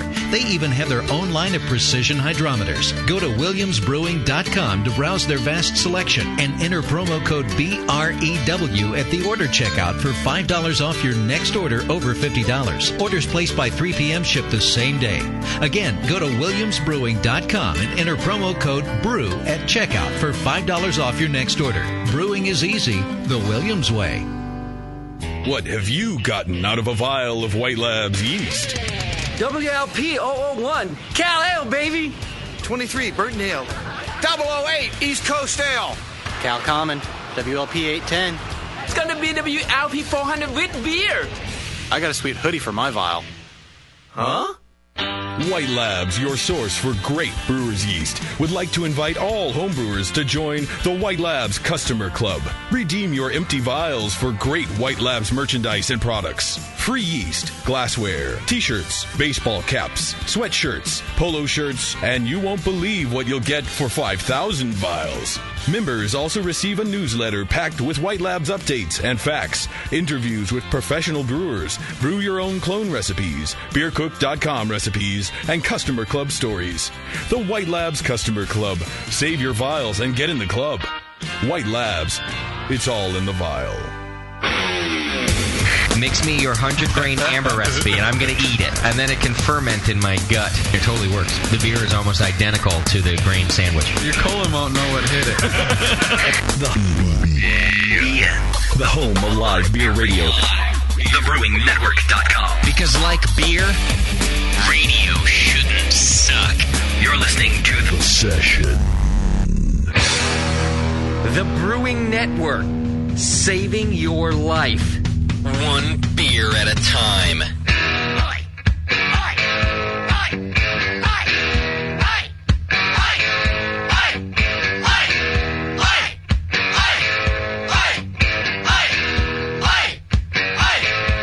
Las luces de la ciudad. Nice. Cultural spin. AC/DC. Hey, It's crazy bilingual win today. Justin, did you know that AC/DC is doing a concert Because they suck. in the Oakland, San Francisco Bay Area? I don't go to Oakland. Okay. All right. Not now that we have a black president. I think. And my kid is a very big AC/DC fan. Let's go, man. When are they coming? They're coming to Oakland? All right, I'll make an exception. Okay, that's what I thought. Did you have the AC/DC beer that we have on the 2-1A? No. The Back in Black, the dark IPA. Is it on tap now? It's on tap now. I didn't have it. I don't think I don't mean to get your staff in trouble, but I don't believe it was labeled properly. How would it get there? How would it get No, you had black IPA? I didn't have it. I Friday only had on Friday night. You all Black had it, didn't you? IPA? I didn't have it. Tasty? Oh, yeah, I had it. You know what I had? Chime in anytime you want. Obama IPA. Actually, you know what I ordered? I'm going to out myself. I ordered a pomegranate cider when I got there. I'm out of here. Yes, that's too. That was the last straw. Well, you missed it. That's a great beer. Wow, yeah, that's really good. But he made It's up. black. It's I. It's P. It's an A. He made up with it with a bottomless iced tea, so it's fine. What's going on?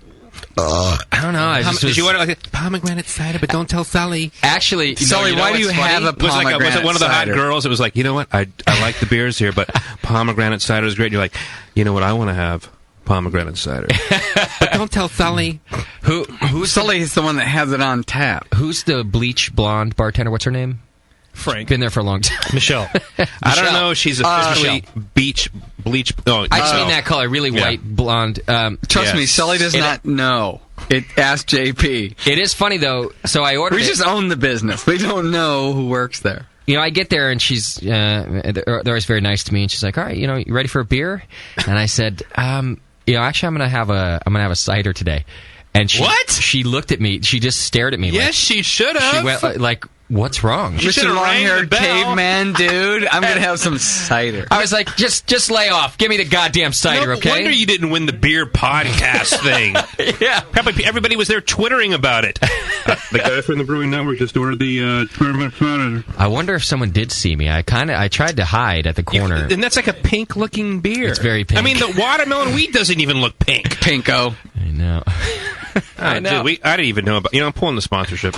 Can you make me a T-shirt that I have to put on every time I go to the 2-1-A that says "I'll have the cider"? Don't make fun of me. I'm going to have the cider. No, how about I'll have the pink cider. It has to be a pink T-shirt or pinkish cider. Vote for change. I'll have the cider. It's just the shirt that says "Do not give me cider." Yes. Yeah. A record number of me. There's a phone call. Cider only a question though. Why did you do it? How about because it's good? Cider only a caveman would enjoy. I don't often drink cider, but if I'm going to, never again. It's going to be Two Rivers cider, which is what you put on tap there. That's right. Okay, good recovery. I don't know, man. I just felt like I think it has more alcohol than any of the beer I think you had on tap. I'll just take my heroin light. I was with my mom, okay? I was on a date with my mother, and I ordered a pomegranate cider. You know, Alan has a good point. He goes, crying over movies, now cider. Yeah, what's going on here? It's the new, you know what? Are your balls going to drop back again sometime? It's the new sensitive, Justin, and I'm trying to bring a little more, people complain about how there's too much testosterone in this room. I'm doing my best to get rid of some. Yeah, be those you know what? You're making it run right out the window. All right, Ken's on the phone. Ken, what's happening, brother? This is NH Brewer, Justin, not Ken. Oh. I heard Ken. So. Well, my call screener's a douchebag. Take the marbles in your mouth. NHKEN. That's yeah. All right, what's up, NH Brewer? How you doing, man? I'm doing well. Actually, I had a couple questions for Tasty. After the community brew last week on the show, we've been going through on the forum and decided to brew his Nitz's Brown Ale recipe. And I had some questions regarding that. Sure. All right, great. Go ahead. I was curious if you would still brew it the way that the recipe shows in the book. I've heard you speak recently about substituting some Pilsner malt to push the final gravity down to get an increased hop presence. Yeah. I was curious if you were going to brew it that way now as opposed to just straight two-row. Yeah. You know, I just brewed that beer, and I didn't do that, although when I did my double IPA, I did go with like 10% Pilsner malt. And also, I don't know. You know, that beer, actually that's a malt forward beer, the American Brown. You wouldn't think so with all that with 65 IBUs, but if you go with that 154 mash temperature and you have a pretty typical fermentation, it's going to be malt forward after you let it age for 4 or 5 weeks. So in that case, I'd rather have the malt come through, not like stay in the background for that beer. Okay, and my other question would be about hop substitution, since we're all going to be fighting the hop game here. What Sure. you would think it's, anything's acceptable in the bittering, something that's clean and higher alpha, and blend the American hops at the end, Centennial, Amarillo, leave type thing. Yeah, leave the Centennial and Cascade at the end. But the bittering hop, I'd go with Simcoe if you can get it. Chad made a great the recipe with Simcoe, and I'm having it right now. It's really good. Columbus, of course, would be good for this, and Summit if you can get it. And what else would be? You sure you don't want to just brew a cider? Yeah, you guys want to change it up for a cider? But anyway, I would go with like hops that are what I call in the genre of Northern Brewer, which is they're unique. There's really no substitute for them, kind of thing. They have a unique flavor. I've got a question for you, Tasty. Sure, Doc. When you're doing basically cutting edge IPAs and hoppy beers, you don't seem to sit on your hockles here. You're going to do something new next time. Or do you? I don't understand the question either. Well, I never see What's him. huckles mean? That was just a fill-in word. I wasn't. I've known him for about 10 years now, and he's never. He's always been at the forefront here. So you're asking and it's him not what's like next? I have my recipe and I just do it, and he doesn't. He's always got something new coming through. That's kind of why I was curious of there, whether you'd be changing your recipe up if you're going to be brewing it all, in our quote-unquote community competition here that we're going to do. Hopefully, you'll have that beer there that day, too, and I'm just curious whether you're going to, because you have something in your mind thinking to change it up, you're happy where it is. Well, generally, once I get a recipe that I say, okay, this is gold, why would I want to change it? I leave it that way. This one's like, because it has some sentimental value, I don't want to change it up at all. Oh, but you do. You move on. And I'll make other beers that are, like. But this one stays the same. Yeah. Why go? He just doesn't brew it again. If I want to make another beer, I'll make another beer, so it wouldn't be the same. I mean, if I want to make a lighter, more hop forward beer, I might do what. But he's always changing. He's always moving. That's what makes him tasty. I can certainly appreciate that. Pushing the envelope in the home brewing world makes us all go forward. He's never been just somebody that just sat there, and he's always had great beer, but he's always had something new too. All right, does that cover it for you, NH? It does. I'd like to say thanks, and hopefully Tasty will bring it strong then when we all brew it. All right. Yeah. I guess that means you have to brew a version 2, Tasty. Well, I got one now. They probably won't be judging for quite a while. So. Yeah. One thing I might add about this is you guys, since my beer is really out of style, that recipe is actually out of style for an American brown, what you may want to do is modify the judging so that that's okay. And it's also okay if you brew a lighter version of that is in style. Excellent Because the judging point. would be just on the best beer. And not worry Maybe about you have a light and a heavy. Yeah, because some people want to do that. It's got to be great beer anyway you look at it. Just back it all down. Just keep the IBU-BU ratio the same, which is about 1, I think. And just roll it down a little bit. A lot of us out here are brewing 1060 beers on the regular anyway. There you go. 1065 is not that much of a It's not that much more. You're right. Because we're better than you guys out there. Oh, no, I think you guys are doing the same thing.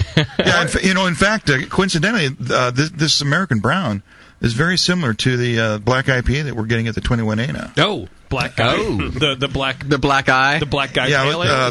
this beer's got a little more late hop addition than PA. What's it called, by the way? Black guy. It's American Brown Ale.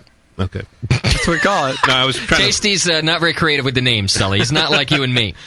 I'm going to call this one Pale Ale. It's not as aggressive. It's not as aggressive as the 2NA IPA, but this actually does have a name. It's called Janet's Brown Ale. It's one of the few beers I have that actually has a name, so I should. Wait, hold on a second here. Who? What's the name of it? Janet's Brown Ale. It's my late wife's favorite beer. Oh, wow. Way to go, Sully. Hence I want to know the name. I mean, I was asking that. It's funny that I actually have a name for the beer. Tasty. That's a lot of people's favorite beer. Yeah.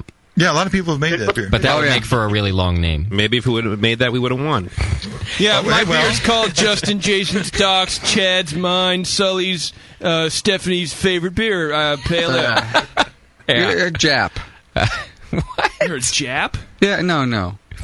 All right, I'm getting that. This is getting out of control. NH, thank you, my brother. Yeah, it's a good question, actually. Thank you, Justin. Hey, and good luck in the competition, and please do take Tasty's advice about expanding the style a little bit so that no one gets nicked for that broad recipe. He's expanding. We'll do that for sure. Thanks, brother.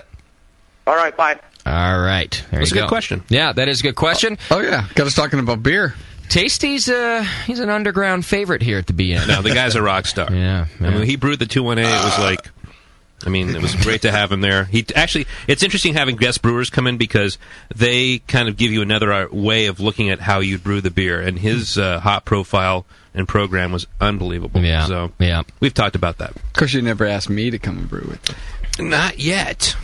Oh, good. I'm on the schedule. Probably shouldn't think about that too much, Doc. You might get self-conscious. Brennan, I have Mondays off. There's no parking for the Hummers.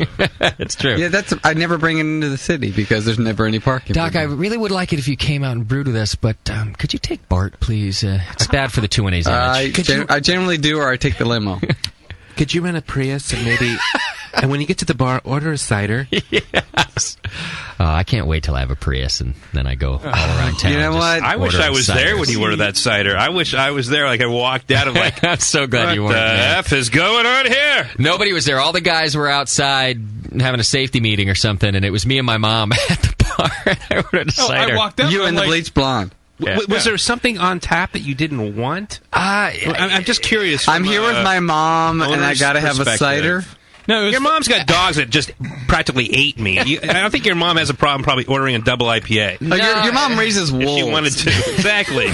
What was going on? You know, sometimes I drink a lot of beer, right? So I just thought I'd change it up. Sometimes I just want to change it up. Let's do that. Let's have lemonade. If I knew your wine selection, I might have had a glass of wine, but I didn't. It's not like let's change it up. I'll have a single malt scotch. Justin, he's giving you his wine selection right now. Not much of a man. I don't know what it is. Yeah, it's a fresh selection of wine coming my way right now. It's funny. I walked up, I'm like, "What are you drinking?" You go, "Pomegranate cider." I said, "Good for you.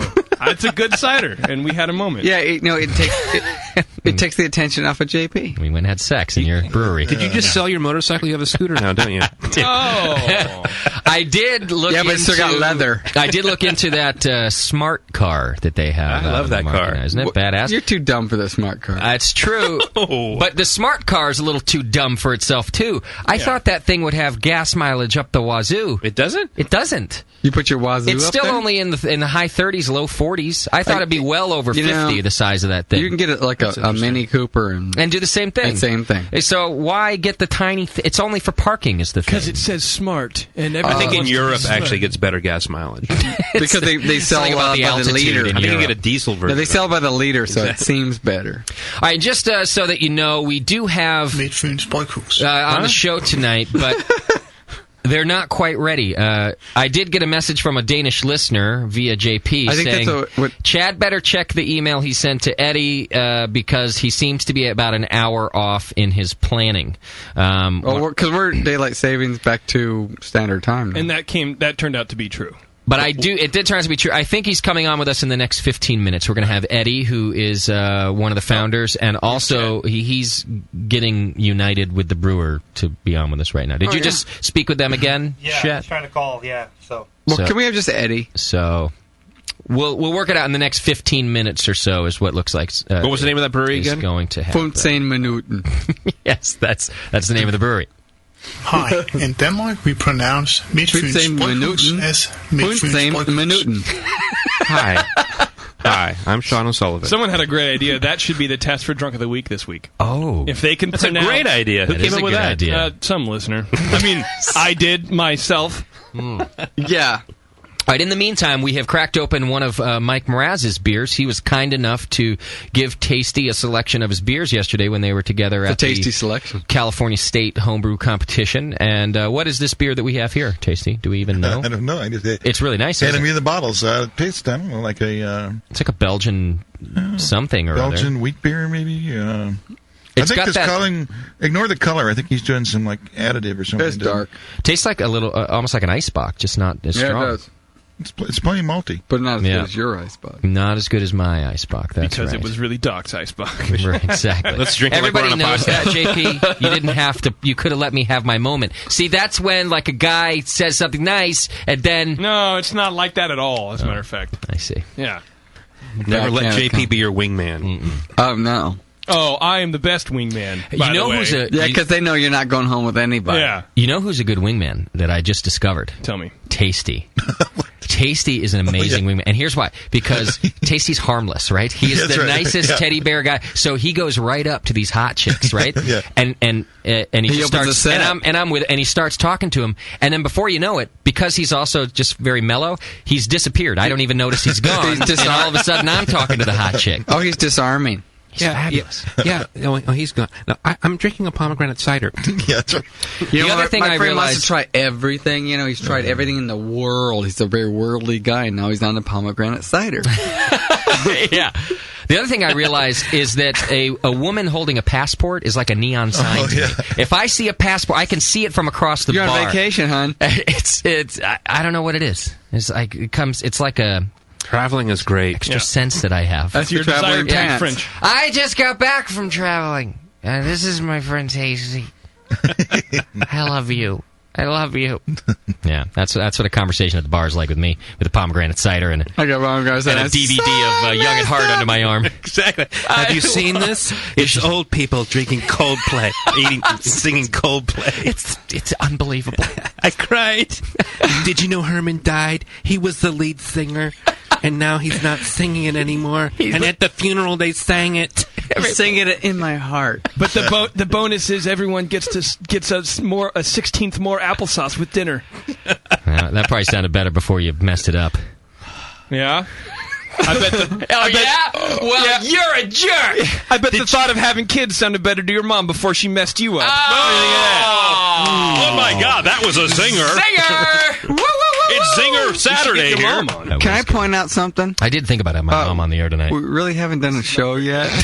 Because we're waiting on the Danes. Can I put this over here? This is like mid-meltdown. We're just tasting wait. We're faking it right Okay, you can put that right next to me. If I had known this was going to happen, I would have just pushed our show back to start at 7. Good job, Chad. I could give you like 45 minutes on my entire trip to us, wherever I was, Alaska. I'll bet you could with slides and everything. Exactly. Here I am. Here's the polar bear. Chad, I'm getting a message from Pete.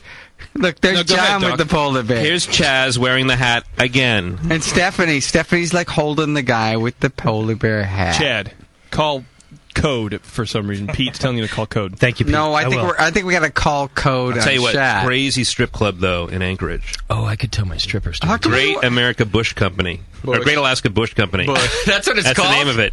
Great And name. apparently this is like a really great bar. I don't want to see that. I've been to Anchorage. A lot, but there's a lot of great strippers that come from Vegas there to during the summer, but then they leave. Well, I was there when they left. Every single one of those girls, they looked kind of hot, but they kind of turned away, and they had some significant flaw, like a scar or some weird tattoo. Some bear mauling. They had the dirty nose. Fat. And the weird boob job where the nipples are pointing in different directions. Yeah, You're like, what the heck is going on here? Yeah. They had a dirty nose. I didn't notice the nose. One too many bucks. Hey, they had a dirty nose. I don't. What does that mean? I don't understand what that means. No. You don't know what a dirty nose is? No, they were nice girls. It was a classic movie.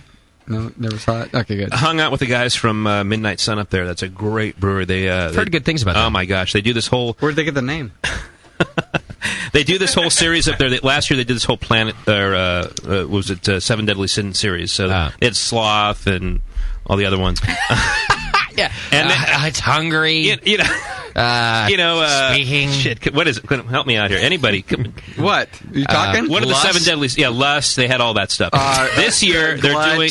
This year they're doing masturbation. The Planet series. So they have Pluto, Mercury, Venus. They have all this stuff. It's just amazing. Uranus.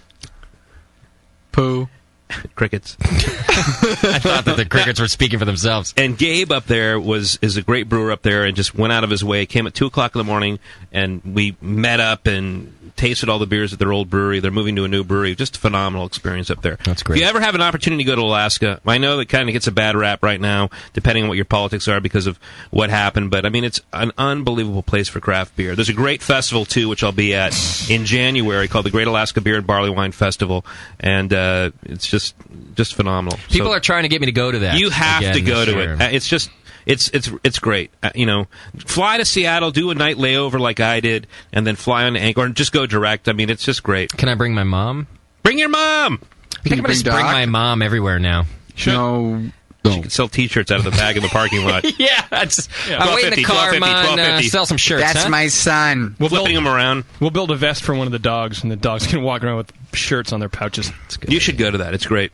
So, Shat, what's the deal? Is Midtfyns Bryghus ready for their interview now, or I have to wait a few minutes, or what's the deal? So it's the brewer and Eddie, and they're just waiting on the home brewer, I believe. All right, let's Should do be it. there We're momentarily. waiting on So a they're pretty home much brewer? ready to go. Yeah, we don't need to wait for Wake them up. I have a feeling that this number isn't going to be correct. You're wrong. Because it just looks... 011's a country code, I believe.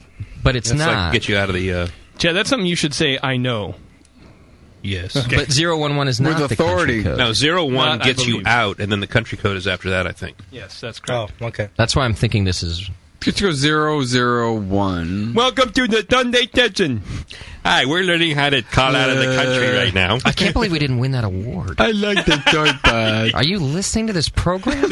How well this is produced? Probably beer school. You know one. what? It's not how well we sound, it's how well we sound. All right. I think Doc should conduct the interview. And I should. And We'll just sit back here and go like, we all agree with Doc. And you should. Invalid phone number. All right, we're gonna do this at the break. You know what? Everybody needs to validate over here with Justin. You going to find the country code for you? I'll tell you what. If I cared about life anymore, I'd be pissed off about this show. I can't believe I haven't been on the show like more than 6 months, and this is what's happening This right is now. what you get. I walk into something where we're doing an interview at like 8 o'clock. What's going on I here? pretty much have to say jinx. Okay. Because, you know... Yeah, I was going to find it. You got here. Yeah, pretty much. I'm going to leave then. What city are they? We had a good 10 minutes. All right, we're going to take a real quick break. Yes. When we come back, we'll get Midtfyns Bryghus. Play my commercial. We're going to go to break and play Sully's commercial 8 times. And when we come back... Hey, grab another beer. We'll hopefully talk to our Danish friends. Stick with us. Sorry for the delay, but it's going to be a great show. I'm just sure of it. Hang in there. We'll be right back. It's the We'll clean this session. up in the podcast. Yeah. You're listening to the Brewcasters. Brewcasters on the Brewing Network.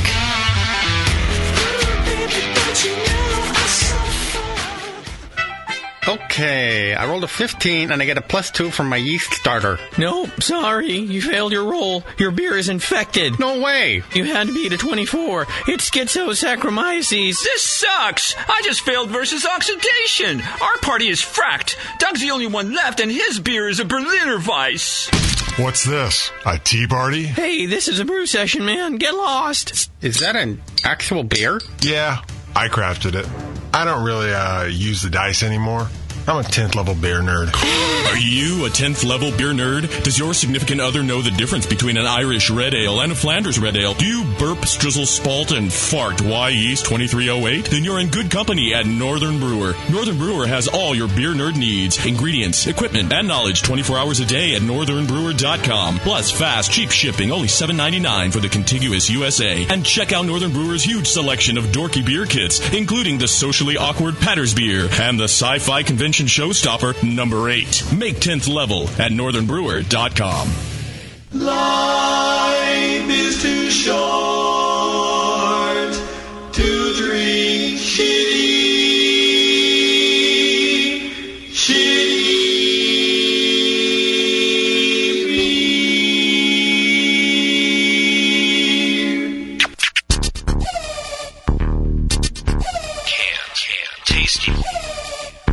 beer. Tasty. Tasty can. Tasty can.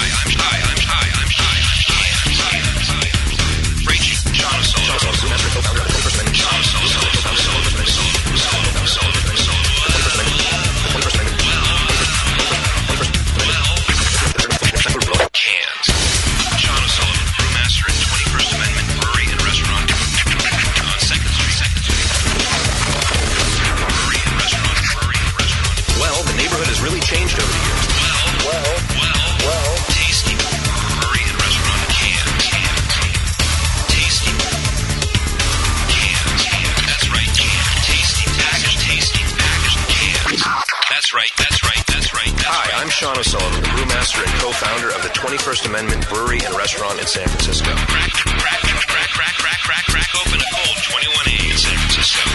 Crack 21A. Crack 21A. IPA in cans. Crack blonder in San Francisco.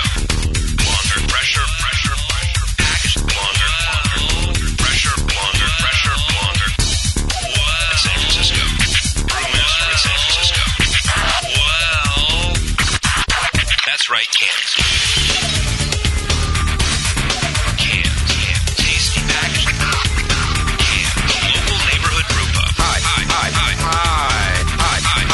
Well, I'm Sean O'Sullivan. tasty crack cans. Tasty crack cans. Brewmaster and co-founder of the 21st Amendment Brewery and Restaurant in San Francisco. San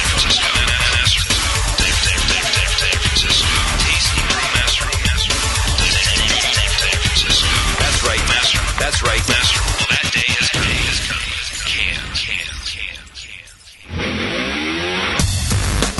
Wait till you can pour it out of your own kegerator. I mean, your friends will look at you with awe. And it's just hot. It is? It's so super hot. The home of live beer radio. TheBrewingNetwork.com. Because like beer, Radio shouldn't suck. You're listening to The Session.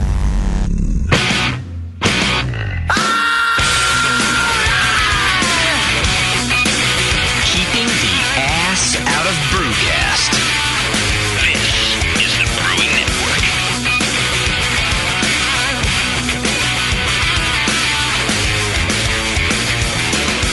All right, who wants to vote? Who wants to bet on how long it takes me to fire Shat? 10 minutes. I'm surprised it hasn't happened already. I'm surprised he came back in for this part of the show. Will Shat make it through this show? Or, yes, or is this his final... You have a soft spot in your heart like Chad has on the top of his head. The same person that wants to order a pomegranate cider, I will win. keep him on. I will win. Yeah, a guy like that can never fire anybody. I'm going to win. Who here? No, because you will not fire him. So that's your vote. My vote, no way. Oh, yeah, there's no way you're going to fire him. Yeah, you're keeping him. He's done worse things than whatever this is. No, much worse. I really want to fire him, though. That does not matter. Yeah. I know how much you want to fire him. Yeah. Well, then who's going to do the updates? That's true. All it means is more work for you. Yeah, that's true, too. What's all this firing? Oh, hell. What is that? You mean cold hustling? Yeah, I might have to be a cold hustler. Oh. Or coal hustler. I think I added the D when I wasn't supposed to. The guy has a license plate. You can't get rid of him now. I can't. That's job security. You're emboldened to him. I see your dad's plan now. Oh, your dad knows you're a douche, and he's like, if I get him the license plate, you can't get fired. I don't want him back here, so he's staying out there. See here, Justin, the way you make it happen here, you get the license plate, and he can't let go of you. All right, I do think we have our friends from Denmark on the line now, so we can get this show rolling. Eddie, are you there? Yes, we are, and good morning. Yeah, welcome to the program. And actually, after listening to last week's show, I thought we would start the day with a little Danish lesson. Okay, good. You had a little bit of a problem saying Midtfyns Bryghus. Midtfyns Bryghus. Yeah, that's pretty close. Let's try one more time. Midtfyns Bryghus. All right. Midtfyns Bryghus. Well, let me try it right now. That's close enough. All right, wait. We're going to try it once more. Everybody in unison. Oh, I already did mine. I'm good. Once more. Let me try it. I would just make you sound better. Once more. Let me try it. Hang on. Midtfyns Bryghus. How's that? Perfect. Oh, good. All right. Okay. I've been practicing. We did it. And if we need to translate it for our listeners, it's Midtfyns Brewery. That's all. So Midtfyns Brewery. Hey, you sound pretty American to me, Eddie. Yeah, actually, I'm an American that's been living in Denmark since 1993. What gave it away, Justin? The name Eddie? Yeah. Eddie the Dane. Yeah. Yeah, Ed Vloons Americus. Yeah. You had a bagel for breakfast is what's going on there? Why did you move? Yeah, actually, we haven't gotten breakfast yet. We've had our first beer and a little bit of coffee. Nice. In that order? Yeah, of course. That's usually the way we start the morning. Okay, good.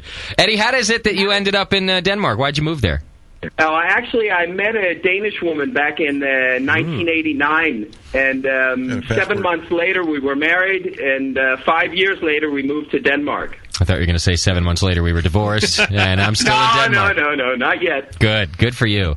You know, those women, they'll get you to do it every time. Where did you meet her? Over there or over here? No, actually, I was working as a manager of a restaurant.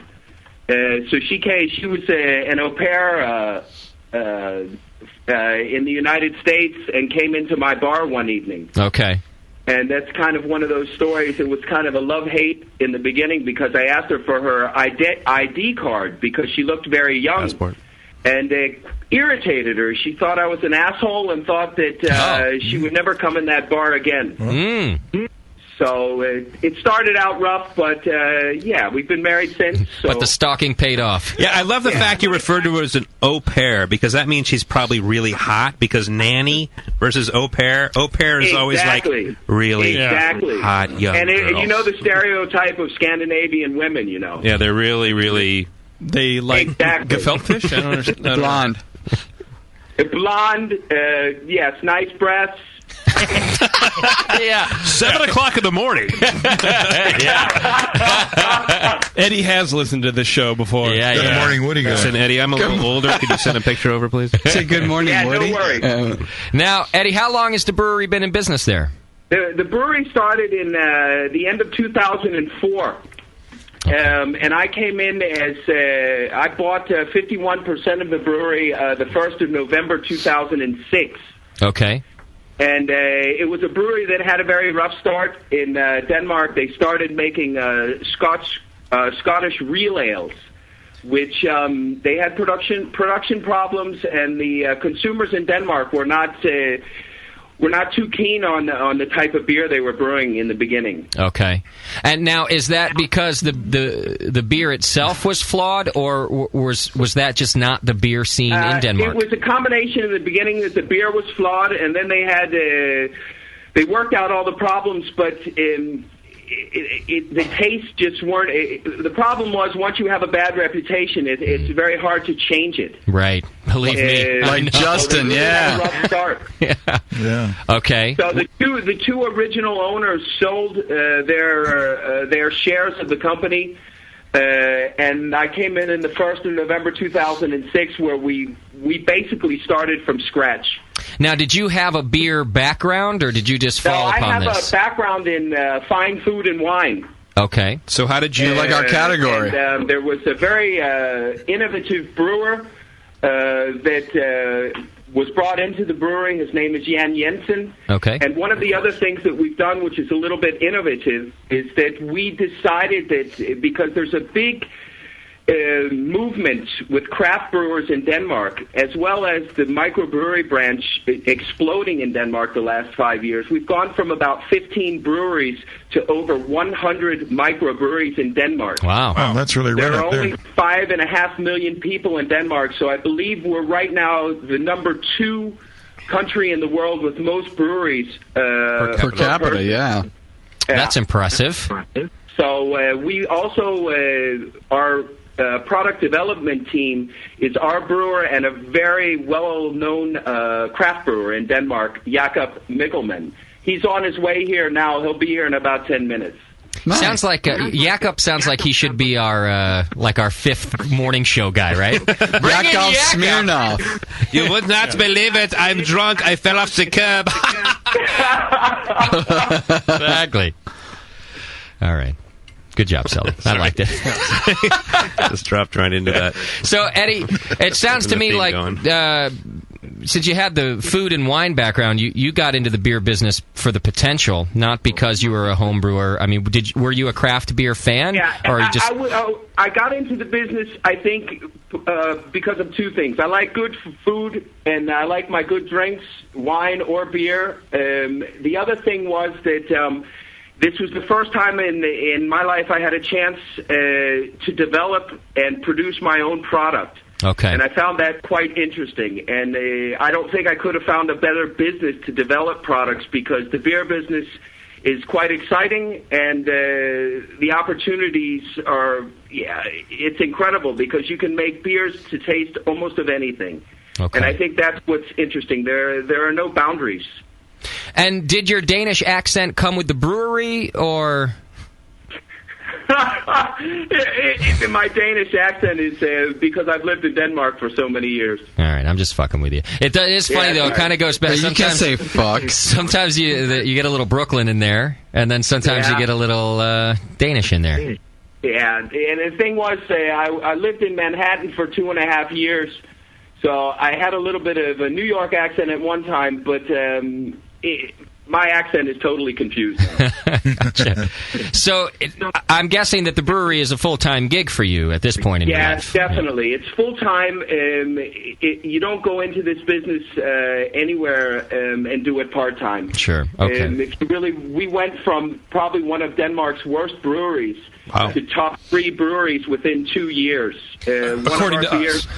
Last year was named the best new beer in Denmark. Wow, that's awesome. The Society of Danish Beer Enthusiasts picked our Imperial Stout out of 556 other beers, and our Double India Pale Ale had a 7th placing. Wow. So we've really done a lot of hard work, and just like anything else, you can have the world's best beer, but if you don't go out and work with it and tell people and get people to taste your beer, then you're not going to get noticed. So what's so just kind of give a little bit of background right now. So where are you located in Denmark, and how big is your brewery? Island of Fyn, which is the little island in the middle of Denmark. The biggest town is Odense, which is where Hans Christian Andersen was born. Oh. And we're about 23 kilometers. A real cider man there. I love that movie. From where? Yeah. Say the last part again. We were laughing over Yeah, my we're fault. about 23 kilometers south of the largest town on the island of Fyn. Okay. Stop saying kilometers. 23 kilometers, that's like 59,000 miles. Yeah, that's like the size of Pacheco. And how big about is your 15 miles. And how much beer do you make, and how big is your brew house? About 90,000 liters. Stop saying liters. Here. Yeah, all right. We're doing. We make all our beers by hand. Everything is hand bottled. We put our labels on by hand. We put the capsule on by hand. Everything is done by hand. When we brew, we make about 800 to 1,000 liters at a time. So they're small production batches. So you're doing about 3,000 barrels a year, and is it all pretty much bottles, or do you do kegs for? We sell some kegs. It's a very small production in kegs. Getting into the restaurants and the beer establishments in Denmark can be difficult because there are some very big producers in Denmark: Carlsberg, Tuborg, Odense. Right. Some Carlsberg. They make it a little difficult. I was asking like how hard would be to get into restaurants, and that's one of the main things. You can only like put so many bottles out there. Yeah. Yeah, exactly. But we're also exporting.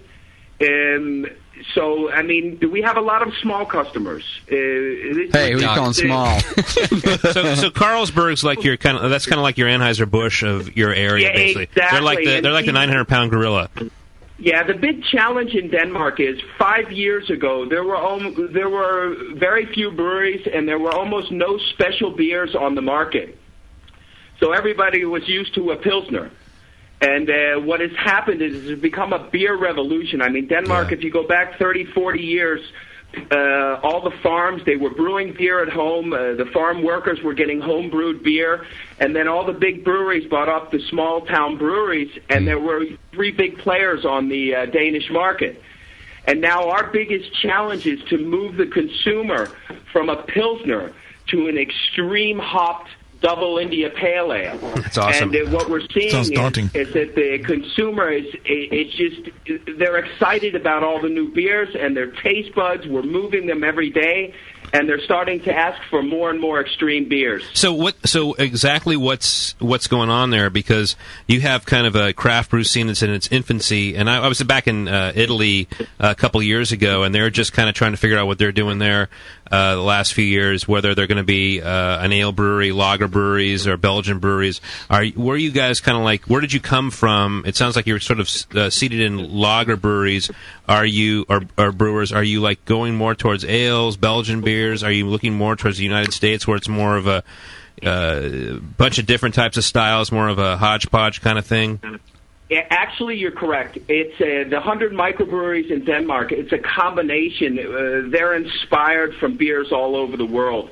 So the American-inspired beers, Belgian, Germany, the microbreweries are making all types of beers. And so there are no restrictions on what the microbreweries are trying to develop today. Well, I think we're trying one of the first beers right now. Yeah, we've got your stout in front of us, which I think is fantastic. It's really a cream stout, right? It's very creamy. It's nice and chocolatey too. It's great. Yeah, exactly. What we did is this not the imperial stout; it's the regular stout. Yeah, that's what we're having first. Yeah. Yeah, exactly. One of the things that we find to be a challenge, and when we're developing products, we like to see how many different tastes we can bring together in a beer with only using the basis ingredients. We do have beers where we use spices and things like that, but when we develop beers, it takes us sometimes a very long time to get it just like we want it to be, using only hops, yeast, malt, and water. Do you guys have any issues on total alcohol content kind of thing? I'm looking at a lot of your beers are like huge, and I'm wondering, any restrictions there? Yeah, exactly. No, we have no restrictions in Denmark. The only restriction is the more alcohol, the more taxes you pay to the government. Right, but is it exorbitant when you start ramping it up? Some people have a cutoff. Like in England. Yeah, they have a cutoff. Yeah. There's like, I don't want to go beyond that. No, in Denmark there's no cutoff, and actually our strategy has been to make a little bit stronger beers than some of the microbreweries started out in Denmark, because what we're seeing is the Danish consumer appreciates the fullness and the power behind the beer. Yeah. Well, your stout is amazing. It's 7.2% alcohol. I mean, it's not really a cream stout, although it does have that kind of flavor to it, but it's definitely like, I mean, it's big. It's big and it's creamy, and it's nice and balanced. You wouldn't think it was so 7.2. No, it's very subtle. Now, one of the things we work on when we're developing our beers also is hiding the alcohol percent. Nice. Yeah, I mean that's a big part of it, because that's what I work on when I'm on a date. When a beer tastes too alcoholic, it can really ruin the experience in our eyes. When we developed our Imperial Stout, we were at about 11% in the beginning, and we took the development process back to about 9.5, where we found that we were really hiding the alcohol and made it to a much better beer than having a stronger beer on the market. Can you hide it from the government? No, you know what? That's one of the first shocks you get when you move to Denmark. That's the taxes. Of course. And the price of cars and the price of gasoline. I know the gas prices in the United States have gone up, but you have nothing to complain about. Yes. Yeah, well, that's a whole other issue. But I'm looking at your label. I'm actually looking at the bottle for the stout right now, and I'm trying to read it, and I realize it's in another language. And you thought you were just seeing double. I felt for a second there, I was like, all right, I can pick up crystal malt, chocolate malt, and Rista Big. that's going to be quite hard. I sent a little short description in English. I don't know if you have that laying around. We do. Everyone's got those in front of us. And we did just open your Imperial Stout as well. And so the first stout that we had, we mentioned, it was a 7.2%, but also just very smooth. You didn't really taste that. Now that we've opened the Imperial Stout, which is 9.5%, it tastes to me even less alcoholic than the first one. Like there's no heat there. No, and that's kind of we've developed an Imperial Stout that we've aged a little bit with oak, and we wanted it to make it to teach the Danes that they can use a stout also for dessert. Yeah. Where we're trying to bring chocolate, coffee, a little bit of vanilla, and giving the consumer other opportunities to drink beer. It's a nice beer. This is also the one that was voted best new beer in 2007 by the Danish Society of Beer Enthusiasts. Yeah. This year, the 100 microbreweries in Denmark, they're expecting that we make over 700 new beers this year. Wow. Ooh, wow. So you're talking 5.5 million people, 100 breweries. Last year, 556 new beers. This year, over 700. It's a lot of different beers. Competition's tough. Yeah, that is tough. So how are you creating this balance here? Because it's absolutely they're very well balanced. I mean, you don't get a lot of roastiness out of the stout at all. These beers are a little bit cold right now. It's not too sweet. It's not too alcoholic. Just how are you? Yeah. What's your secret? What I'm going to do is I'm going to leave that to my brewers here. Okay. I have Jan here beside me and Jakob, and I will let them answer how they get that fine balance and the non-alcoholic. Sounds good. Yeah, I wish I could comment on this Imperial Stout, but I don't have one. So. Yeah. Now you sound like Doc. Here. Now are you a diva too? Yeah, give him No, this. I just want to participate. Give him this. Chad's too busy fucking taking up space. Justin, give him that. There you go. I'm going to shoot myself. You probably should. Go get my gun safe. I think it's time for a second, JP. I want a nice selection. Yan, are you on the phone with us? Yeah, I'm on the phone. Hello. How are you? It's nice to meet you, Yan. I'm Justin. You got a whole studio full of folks here. We want to ask you about your beer. Okay. So right now we're drinking your Imperial Stout, and the question that Sully, he's from the 21st Amendment Brewery. He's a brewer here also. He's talking about how well balanced your beers are, and kind of wants to know your process and how you're able to do that. Yeah.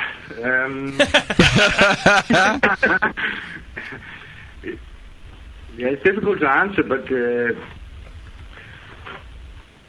lot of taste will make a lot of taste into the beer, using all the malts and it's quite heavy in taste. And are you adding like a lot of crystal malt? Are you backing off on the bitterness in order to sort of balance it out and not being so aggressive on it? Yeah. What are you targeting? Are you targeting more of an English sort of stout, an American stout? I'm Jacob here too. Hey, actually, Jacob. More like an Russian Imperial Stout. Oh, okay. Okay. Good. It is kind of velvety like that. Yeah, it is. It says in the description it's several types of roasted malts, but what Sully was saying is you don't get too much roast flavor out of that. So I guess maybe a good question is how are you using so many different roasted malts but not making it too roasty? Yeah. We use some of the malt are dehusked. Okay. Yeah, dehusked roasted barley and so on. Chocolate malt. Oh, the dehusked. Oh, okay. Yeah, dehusked. That's a good point because, not that I know, but I've certainly heard it talked about on this show, right, Tasty? That the husks are really part of that you can get that really acrid flavor from them. Exactly. So, yeah, you get malts without it, you can eliminate that part. Can we get astringent kind of a... We've actually done that as well. We've got kind of backed off on it where you get... It actually adds more color than it does kind of a roasty astringency to it, so... Okay. Yeah. Can we get those as homebrewers? Absolutely. Yeah? All right, so dehusked malts, that's good. The bitterness. Sorry? Tannins out of the malt when you dehusk it. I'm sorry, could you say that once more? You take a lot of the bitterness out and the bitterness and the tannins out of the malt when you dehusk it. Okay. And so, but that's just some of the malts? That's not all of them for you? Use some caramel malts. All right. Some caramel in there, too. But is it only the roasted grains that are dehusked? Yes. Yeah. Yes, it is. So what's the, what kind of IBUs are you talking about in this beer? This is Sean. How many IBUs? Yeah. 68. 68. Okay, that's... Yeah, wow. That's not too high, so that would actually lend to the sort of balanced flavor of this beer. That's pretty good. That is real good. I like both of these stouts. No, they're really good. They're very subtle. They definitely have accents of both those styles. They're not over the top. They're very drinkable right now, and they're great. We've got two others of your beers here, too. We don't just have the stouts. We've got your IPA and your double IPA. I think you should, if you have time, open the double IPA also. Okay. Oh, absolutely. Well, I think what we're going to do is take a quick break and come back, and we're going to get into these IPAs. because we've polished off your stout pretty well, and it's got us primed for some good IPA. So if you guys can hang in there, we'll come back and do that in just a second. Sounds great. All right, great. So we've got our Danish friends Midtfyns Bryghus on the show with us today. And we're going to be talking about their beers all night. We got a couple more to do here, and we'll find hopefully a little bit more about their brewing process when we come back, and a little bit more about the Danish beer scene, which is interesting to me. Yeah, Sully, I want to talk to you when we come back that because you've been alive for so long. No, it sounds to me like the way he's talking about the Danish craft beer scene growing up right now. It's really very similar to what we went through, isn't it? Years ago, absolutely. So I just want to talk about some of those parallels, too. So stick with us. We'll come back and do much more. Hang in there. It's The Session.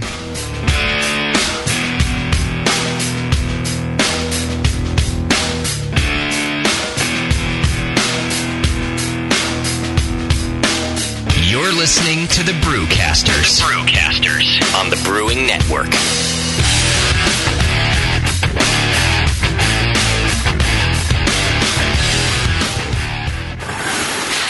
Hey, Push, the new brewery's looking good. Thanks, Finn.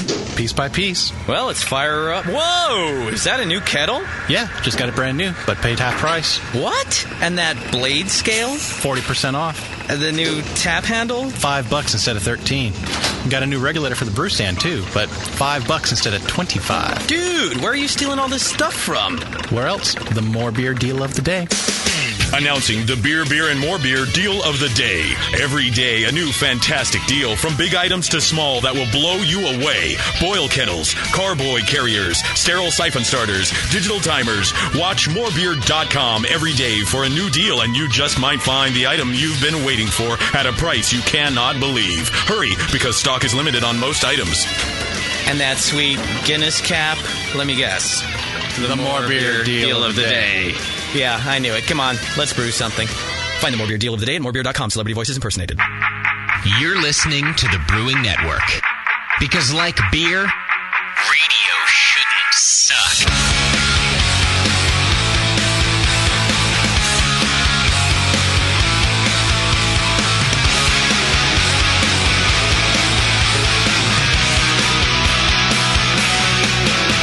Welcome back to the program, everybody. Lots to do, lots to cover. Got a late start with our interview today with Midtfyns Bryghus. I think I was Say it close. again. What was that? Midtfyns Bryghus? Midtfyns Bryghus. How close am I, Eddie? You suck. Eddie, did I lose you? Eddie. Yes, we are here and we're ready. Okay, there Ready, we go. Eddie. Ready like Eddie. Ready, Eddie. Got it. Eddie's ready. Please. All right, so we just cracked open your IPA. Yeah. And everybody's enjoying it. It's going around the room. And, I really can't help but notice the very American-style beers that you're producing, all three of these. And you should.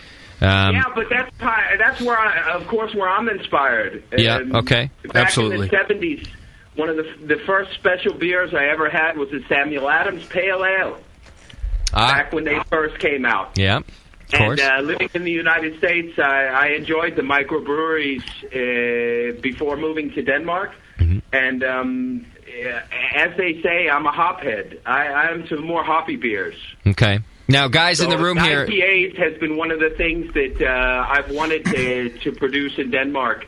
And Jan and Jakob have done a fantastic job making our first two IPAs. How hard is it to sell a hoppy beer to the Danish population? Yeah, exactly. Yeah. Even most Europeans that I've met, it's a hard style to get a hold of.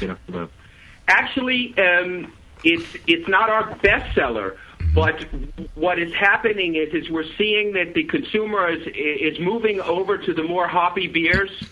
You're seeing a lot more IPAs come out on the market, double IPAs. You're seeing the barley wines. So it's definitely, we're about 10, 15 years behind the United States, but the consumer is catching up very fast. Pacheco's about 10, 15 years behind the U.S., too, so I can really relate. But we're not catching up all that. But you really aren't, actually, because the IPA here is pretty aggressive. It's 7.3% alcohol. It's definitely got like a profound bitterness to it. And alcoholic content, the sweetness from the ethanol. It's so smooth. Like, that's what I've noticed about all these beers so far. They're relatively high in alcohol, but they're so drinkable. Yeah. Yeah, I think the IBU on that is 66. Wow. So what kind of hops are you using in the IPA? We're using, in that one, we're using Cascade and Centennial, and we're dry hopping with Cascade. Wow. Is it tough to get Cascade there in Denmark? We had a problem this year because of the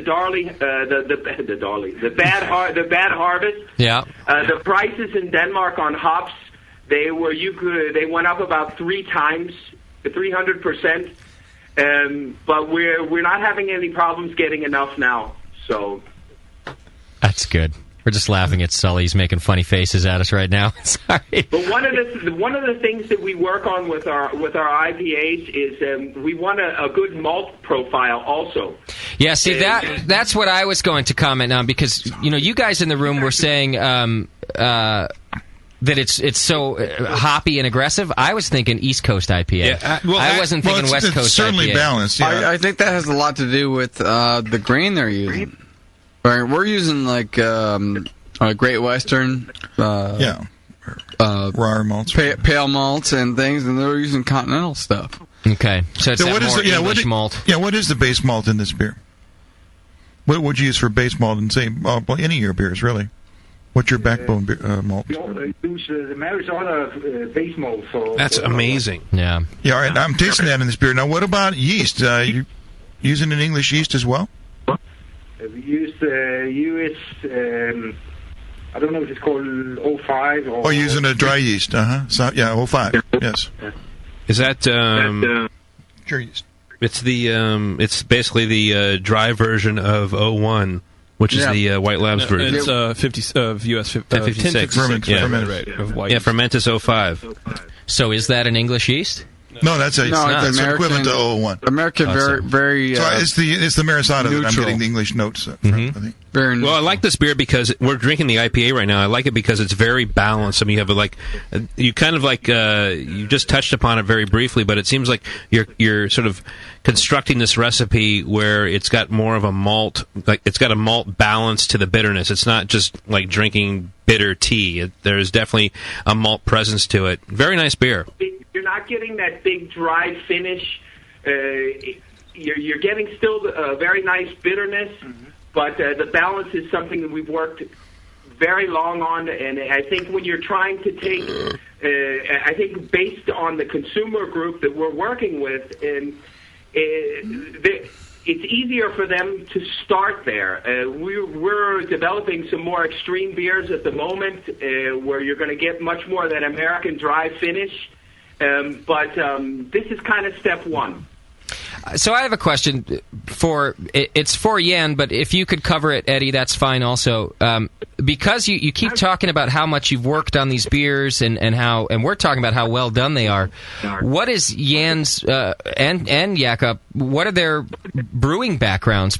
I'm curious if they were brewing, regular European lagers, and now all of a sudden they're doing a great job with these American-style craft beers. What's their background?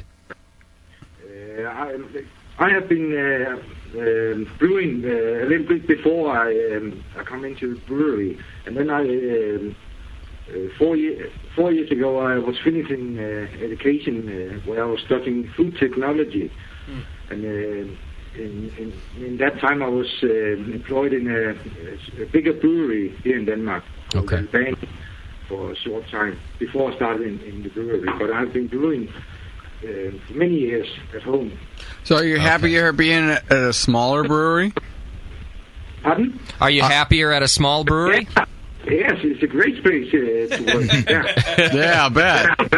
Yeah, he gets to do whatever he wants. I have no say in the matter. He's his own boss, huh? Now, when you were a home brewer, were you brewing these style of beers also?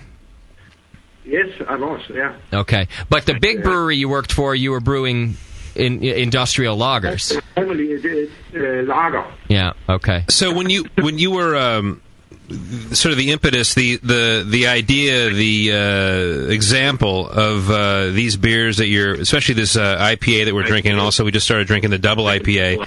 I mean, you're over there. What did you drink that made you say, I'm going to brew this double IPA? I was drinking beers from all the other breweries, small microbreweries in Denmark, and tasting what they were doing. Okay. And then when Eddie came into the Midtfyns brewery, then he was talking about this American style beer, so I had to taste that, and then went from there. So when you said you tasted American style beers, what kind of beers were you tasting? I mean, can you remember some of the brands? Miranda IPAs. Just general IPAs? I mean, not like one. Avery is one that we've had very many of. Okay. In one sitting. It's one of my favorites, actually. You remember the headache, huh? Yeah. Avery is good beer. Eddie, how did you find Jan as a brewer? Yeah, but actually, Jan is somebody that that came into the brewery just before I bought the brewery, because the people that were running it before were looking for a little bit some new inspiration. So when I took over the brewery, Jan had been there a short time before. Okay. So he didn't start the brewery, but he came in to try to fix, the problems that were there from the beginning. I think it'd be pretty exciting to be a brewer in Denmark right now, to be the brewer. Like, I think he's probably a rock star in that town. He is a rock star in Denmark. I mean, I'm trying these beers right now, honestly.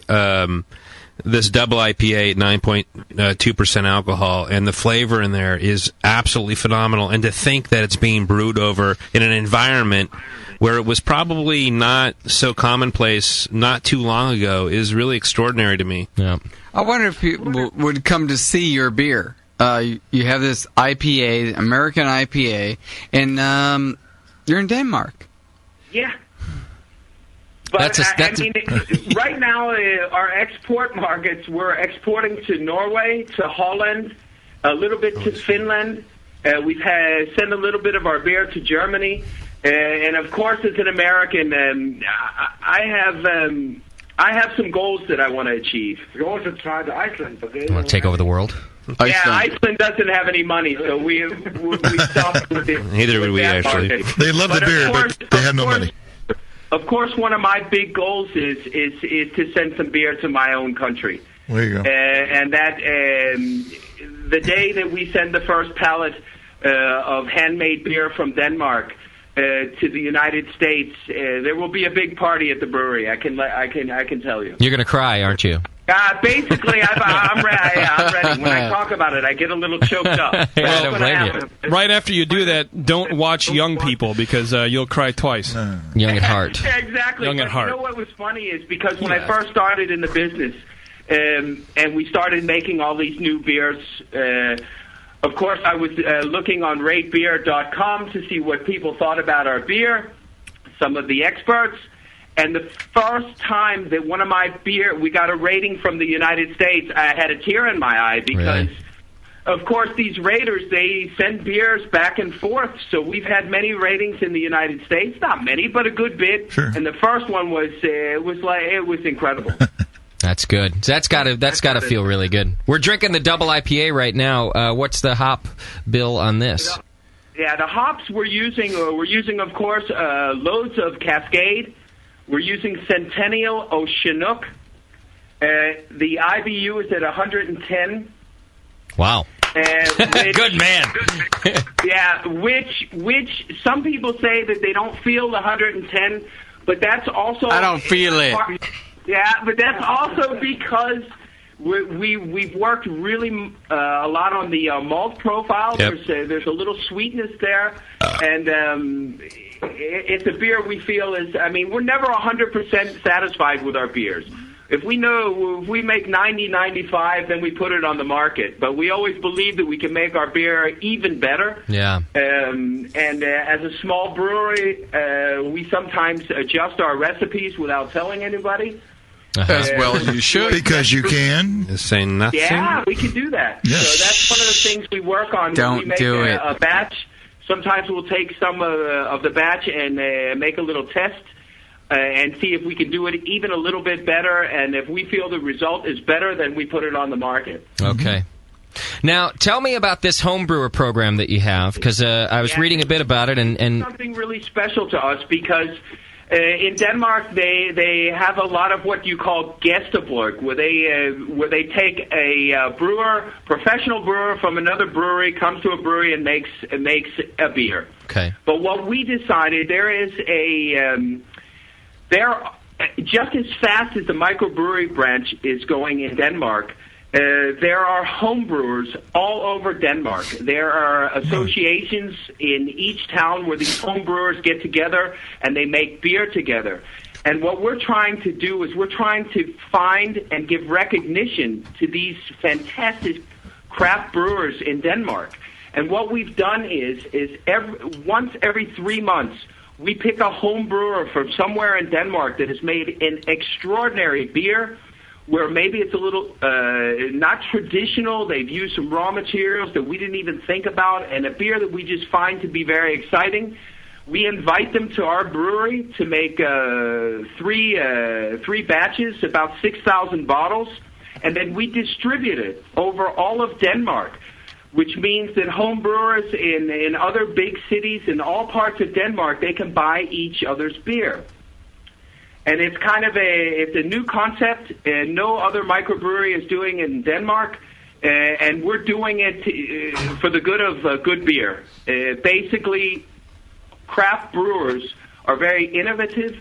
They come with ideas maybe we didn't even think about, and this helps us in our development process in being one of Denmark's best breweries. So can you give me an example or two of some of the crazy ones? Basically, the first brewer we picked was his name is Ditlev Jørgensen. He made a strong ale where he worked very much with the sweetness in the malt profile without making it too sweet. And what we found extraordinary with his beer, he spiced it with a little bit of star anise and a little bit of coriander. And the other thing was that he used Cascade hops as one of his main hops in it, which was a little bit, it was untraditional. And basically, it's been a sold-out situation in Denmark. He's coming to brew one more time at our brewery. Wow. The consumer has really taken to his beer, and he gets his name put on the label and gets that recognition all over Denmark. I really like the program. We're doing it on a smaller level here. It happens, once or twice a year, not an ongoing program like you have. I really like the idea. Yeah, I think you don't go into this business to be a millionaire. You do I don't think so now. Sully's out. Yeah, so you just confused Sully right now. What are you talking about? It's always a side business. You want to make some really good beers, and that's what it's all about. And the thing here, for our perspective is the more people we can get involved in our brewery, the better beers we're going to produce. And that's why Jakob and Jan, we don't focus on one person. When we decide what type of beer is going to be the next beer, these two geniuses go home and start making batches at home, and then we start tasting, and sometimes we put the two beers together. There's a lot of factors and a lot of development that goes into our beers. Do you do blending? Do your brewers blend their beers? Nope. Nope. Just brew it, and that's the beer you get. This is what you get. We just opened, I think, your winter ale. And did anybody else think that the little elf on the label is totally hot? Yeah. I was just going to ask them, did those guys really go home and just brew small beers? Or did they finished. Yeah. Hey, is it the elf with the light beer in her hand? Yes. Or the ale or the stout? It says Jule Ale. That is Old English ale that we spice with a little bit of bitter orange peel, coriander, and cardamom. And what was the last one? That cardamom. You don't know what it's called in English?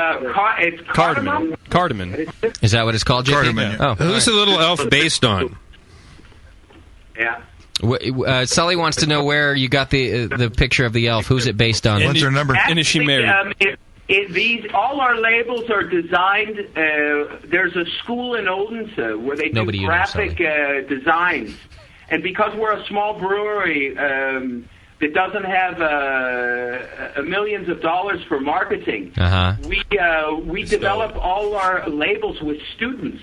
Wow. So it's developed with students. Really it's the Danish equivalent of sweatshops in China. We go to students. It's not that bad.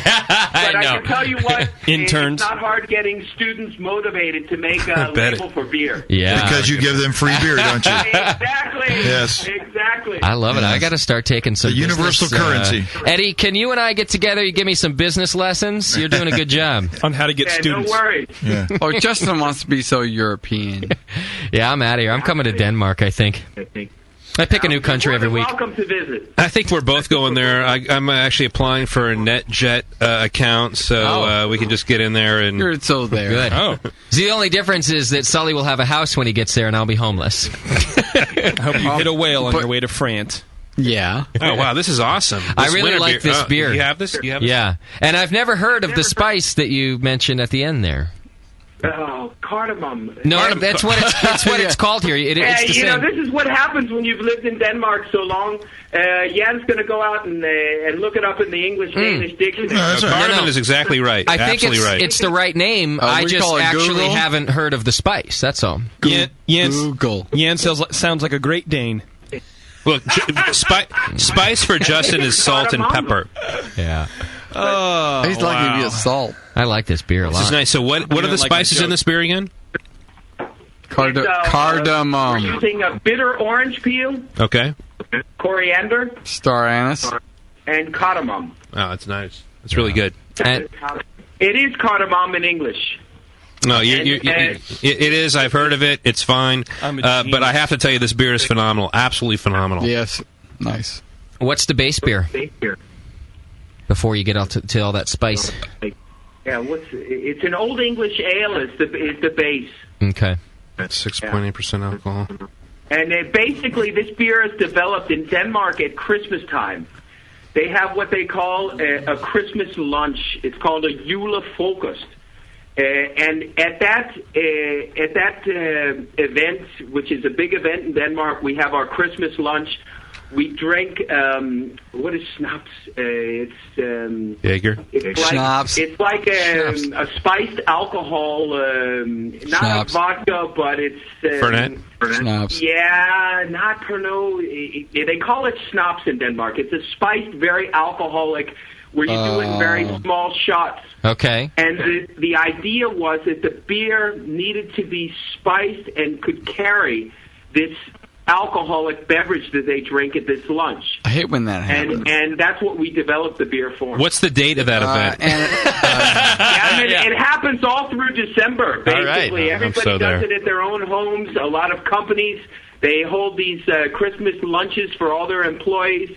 And in Denmark, people, they like to party. Okay, so they drink Let's see what we can find here, Sully. Really good beer, and they eat. And this lunch takes about 3 to 4 hours. And do hot elf-looking chicks show up at this event? Can you just send pictures, please? Basically, what we're thinking of doing next year for marketing is that the two elves, and I talked to the man that makes our labels. They should be and naked. We can do them just like where you can, what do you call it? When you buy a lottery ticket and you can scrape. Oh! Are you going to do scratchers? Scratchers. Yeah, we're going to do some scratching on the breast for next year. And sniff, too. A scratch and sniff we like. Listen. Exactly. Why are we not... Can we just do the show I have a couple of business idols in the beer world, and Eddie has now just, I think, edged over both of them with his scratchers idea. Yeah. We're a little worried about what women in Denmark are going to think about this. So what we're making, we're developing right now a third Christmas beer, which will be launched next year. And what we're going to do is we're going to take Santa Claus. And we're going to put him in the middle of those two, the two other Christmas beers that we have. And of course, there will be something to scrape for women in Denmark also. Hey, you gotta and JP. Yeah. Now, listen, I do have a question about this, and it is a serious question. Because we have a lot of label, we're pretty uptight in the U.S. We have a lot of label restrictions. Puritanical. Could you really do what you're talking about in Denmark?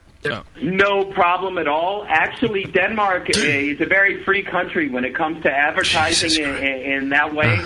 To move Lagunitas there. Yeah, it's much different in the United States. Yeah. In fact, we could dispense them out of women if we wanted to. But I mean, if I give you an example, advertising I it was a as young man such. in the United States. I worked in a comedy club in New York, and some of the waitresses and I and a couple other guys went to the beach where they were topless. What? I can't believe that. Listen, that would never happen. A policeman came and gave each girl a ticket, $25 for being topless on Coney Island's beach. Oh. And in Denmark, if you come to Denmark and go to the beaches, the women go topless. You get a phone number. There are no tickets. It's allowed, and it took me a while to adjust. I just found Sully. That's probably why I'm still here. Sully, we're going to New York, and we'll pay for everyone. I just found that on cheaptickets.com that a flight leaves for Denmark at 11. I'm going to have to wrap things up, guys. Great, we'll pick you up in a little bit. Yeah, I'll be there by the time your hangover goes away. That's all right. No worries. To work the next one. Yeah. What time is it there for you, Eddie? Actually, right now it is 4:45. It's 4:45 in the morning. Oh my God! And is and I'm sitting here sipping a double IPA. Yeah, that's a man. Round of applause for our friend Eddie. And will it be a brew day for Jan today? Yes. It's a brew day today. You just mashed in. We brew about 3 times a week right now. What's he going to brew today? He's a married man. I'm going to brew the IPA. The IPA, okay. I love you. Yeah, we have a little bit of a problem right now. We're sold out. I'll be right over. 4 of our beers at the moment. I can't expect you to brew that's kind of 3 times every week. Did you say you're sold out of 4 of your beers? 4 of our beers are sold out right now. It's Quattro. We've come in. The Christmas beers in Denmark are very big, and we're producing about 35,000 bottles of our 2 Christmas beers, which is not going to be enough. But it's kind of giving us problems keeping the other beers in stock at the moment. Isn't that so bad? Great problem to have. I really can't have enough of my beers. How many different beers do you brew? We're doing right now. We have 6 beers in our all year round beers. Then we have 2 Christmas beers. We have an Easter beer. We have our craft brewer beer. We just made a beer for Arsenal's fan clubs. There are 2,000 football fans in Denmark for Arsenal. Oh, yeah. They've ordered their own beer from us, and that is also sold out. So we have to brew that shortly. Wow. And we have 2 new beers on the way in the first 3 months of next year. We have our barley wine, and then we have a chili triple. Well, chili. What's that? Well, actually, I should let chili? the brewers describe that one for you. All right, please. Yeah, let's hear about that. Chili triple is Jacob speaking. Okay. Chili triple is a Belgian-style triple, spiced with chili. Chili peppers, or and where do you which kind of triple? Where in the brewing process do you put the chilies? Just before you cool the well. Okay. And what kind of chilies are they? A Whirlpool or something. Ancho chili peppers, very strong ones. Really hot. So does it end up? Is it a really hot, spicy beer? No, it's hot in the mouth. It's like pricking. Like the women. Yeah. Yeah. The first time I tasted the beer, I couldn't smell the chili. Yeah. But what you get at the end of the beer, you get this warmth in your mouth, and it's incredible. Yeah, it makes you thirsty. That's a good beer. It's almost 10. What was it? 9.8? No, around 9.8, I think. 9.7, Yeah, that'll help relieve the pain. All right, so let me get this straight. It is a high-alcohol beer that makes you thirsty. Great. Eddie, you're a genius again. What are you thinking? Market that bitch. Everything is marketing. You know that. Yeah. Oh yeah. Oh yeah. It is. Wow. Do we have one more beer from them left, Shat, that we should try? Or did we try all the ones we have? That's pretty much it. That's what we have. Really great beers, These beers guys. are amazing. And, I mean, I'm glad we got to try them. I would never have thought that they came from Denmark, honestly. I mean, I don't know what my impression would have been aside from that, but all these beers here are something that I would have tasted in my own backyard. And I must just acknowledge the fact that you've made these beers. I mean, they're absolutely amazing. I wish I would have thought to put these beers out in Denmark myself. Yeah, exactly. Let's be American out in Denmark, and let's do it. Guess it's time for change in Denmark. Yeah. Yes. Now, really, great job, guys, and I appreciate you being on the Sully's program. in Denmark. Yeah, I'm going there next week. Yeah. Off the record. Oh, yeah. All right, I'm going to let you guys get to work. Unfortunately, my apologies that you have to go to work now. No, that's okay. We enjoy our jobs. So. Okay. You guys are awesome. Really great to talk to you, and fantastic beers. I'll tell you this, beers. you're my first stop when I make it to Denmark. I really want to... You're more than welcome. Okay, and if you guys, if anything else is happening and you're doing new beers and you got a new great homebrew recipe, please feel free to call us up. Let us know what's happening. Because no worries. We'll keep in touch. Okay. We have a lot of Danish listeners, and they're really excited about you guys being on the program. And I think that if you keep us abreast of the Danish brew scene, then they would appreciate that too. If nothing else, we'll keep sending you some good beers so you have something to drink. Yeah, send some of that chili beer. If nothing else, do that a lot. If nothing, we're over here on the West Coast. You definitely have a bunch of friends here at the Brewing Network. So yeah, just send that first pallet right here. Yeah, exactly. West Coast, that'd be awesome. So actually, I have about 150 homebrew recipes, homemade at home. Do you really? Well, let me ask you before I let you go. That's Then was that Jan or Jacob? It was Jacob. Jacob. So our listeners always want a recipe from our guests. Oh yeah. So would you post your favorite, or if you could narrow it down to a favorite homebrew recipe on our forum? And don't try to make it. Don't try to make it Americanized. No, just whatever your favorite one is. Oh, it's going to be very difficult to pick one. To pick one, yeah. Then pick 5. Yeah, then pick 5. Okay. It's a big 4. I'll It'll give fit. 5 of my favorite recipes. That would really be great. If you could put them on our forum over at the website, our listeners would really appreciate that. Yeah, I like this winter beer here a lot. You can keep edit the details about the address and so on. Yeah, do that. That'd be great. Yeah, if you send that on an email, I'll make sure I get the recipes from Jakob. Okay, perfect. That would really be great. And Sully is polishing off the Winter Elf Ale right now. When we get over there, we're going to need a bunch of wives, too, so just let you know. Girlfriends. It's a very free country here. Yeah. Get that free word. All right, guys, really, thanks again. I appreciate you being on the program. Thank you. Thank you. All right, have a good day out there. Yeah, you too. Take care. Take care. Cheers. That was awesome. Later, guys. Good guys from Denmark, and thanks very much. That was great. I mean, they have the little bit of a language issue, though, obviously. But I mean, really. But so do we. Yeah, exactly. We're like, Doc over there especially. I really wanted to ask him if they do a diacetyl rest. Oh, are you kidding me? Like 5 times. That's right before they take the top off. Yeah, it's so sticky. I like these beers. No, they were good. Tasty, really good. Yeah, they're really good. Actually, they're very good. It's all good. It was just amazing to have those guys over there talking to us about this at 5 o'clock in the morning. I think it's amazing that Eddie found everybody on the a hot Danish wife. Sully, I'm amazed that you weren't over there at 5 in the morning. I would have loved to have been there. I like the fact that our forum sometimes bitches about the fact that we run so late, and these guys are up at 5 o'clock in the morning. Yeah, like just keeping it real. Yeah. I love that. That's awesome. Yeah. I also love the people that bitch at 5. That we're going on too late. Yeah. I like that they're cracking beers at 5 o'clock in the morning along with their coffee. Yeah, man. Drunk of the week. That's a mile. They're gonna have a good day 5 in the today. morning tomorrow. I'm going to be calling you. Yeah, they're going to be having a great day today. Those Yeah, guys. they are. And there's nothing like starting off the day, having a couple beers, and then mashing in. Stephanie doesn't have to get up in the morning. No, she's in New Jersey right now, actually. She's asleep, probably. Because Jersey. Looking at colored lakes. Yeah. Colored? Why? My dad was from Jersey. What Lived there exit? for a long time. Because What that exit? says anything about me. Is that where he got the guns, or? Yeah, I think so. You don't live in Jersey without guns. Absolutely. Why would you? Are we done here?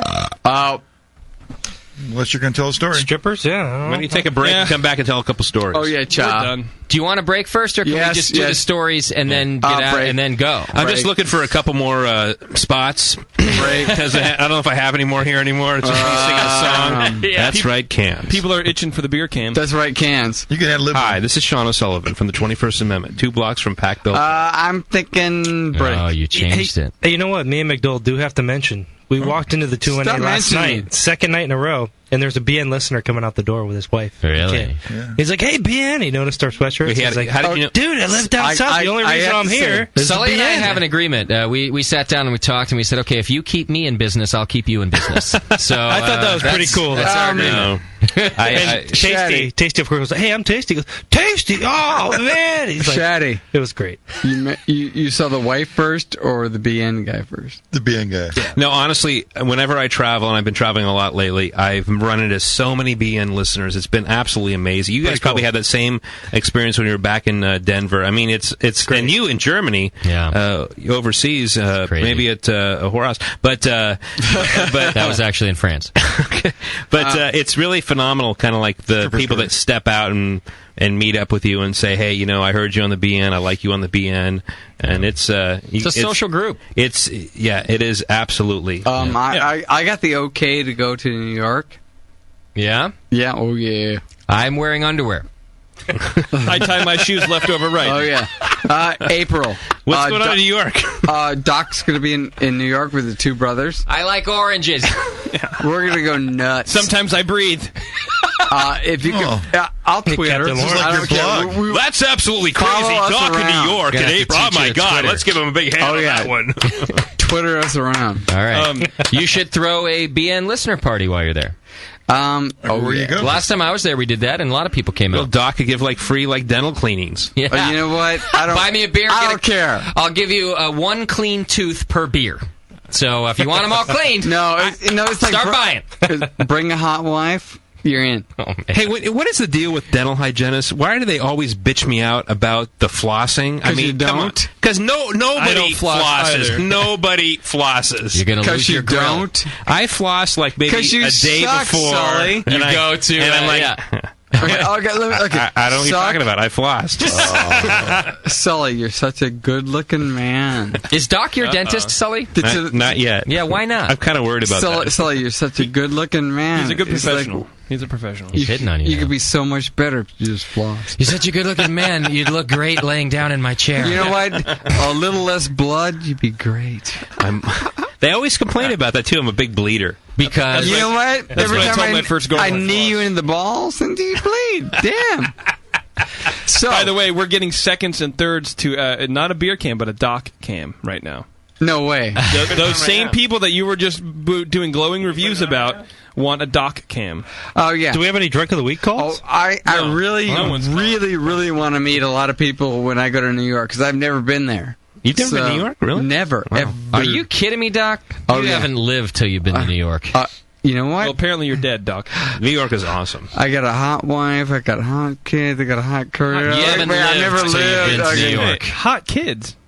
Oh yeah, my kids. He did say that, didn't he? my, fuck is wrong my with kids you? outdo you. You know what? They're Actually, 10. you should that should be a layover You're right, on they your are way to both Denmark. more interesting than JP. You're right. Yeah, they but I'm gonna send my kids with JP, and you know what? Okay, we're so going to Denmark. By the way, I Oh, just yeah. wanted to say that right now. I can't go to. Who's Denmark. with me on that? I'm lucky. I'm going to New Sounds York. This is like an off If microphone conversation. If you pay, then I can go. I can't afford to go. What are you talking so about? I think we're gonna plan this Doc's outing in New York. You're going to come out in New York? Oh yeah. Great.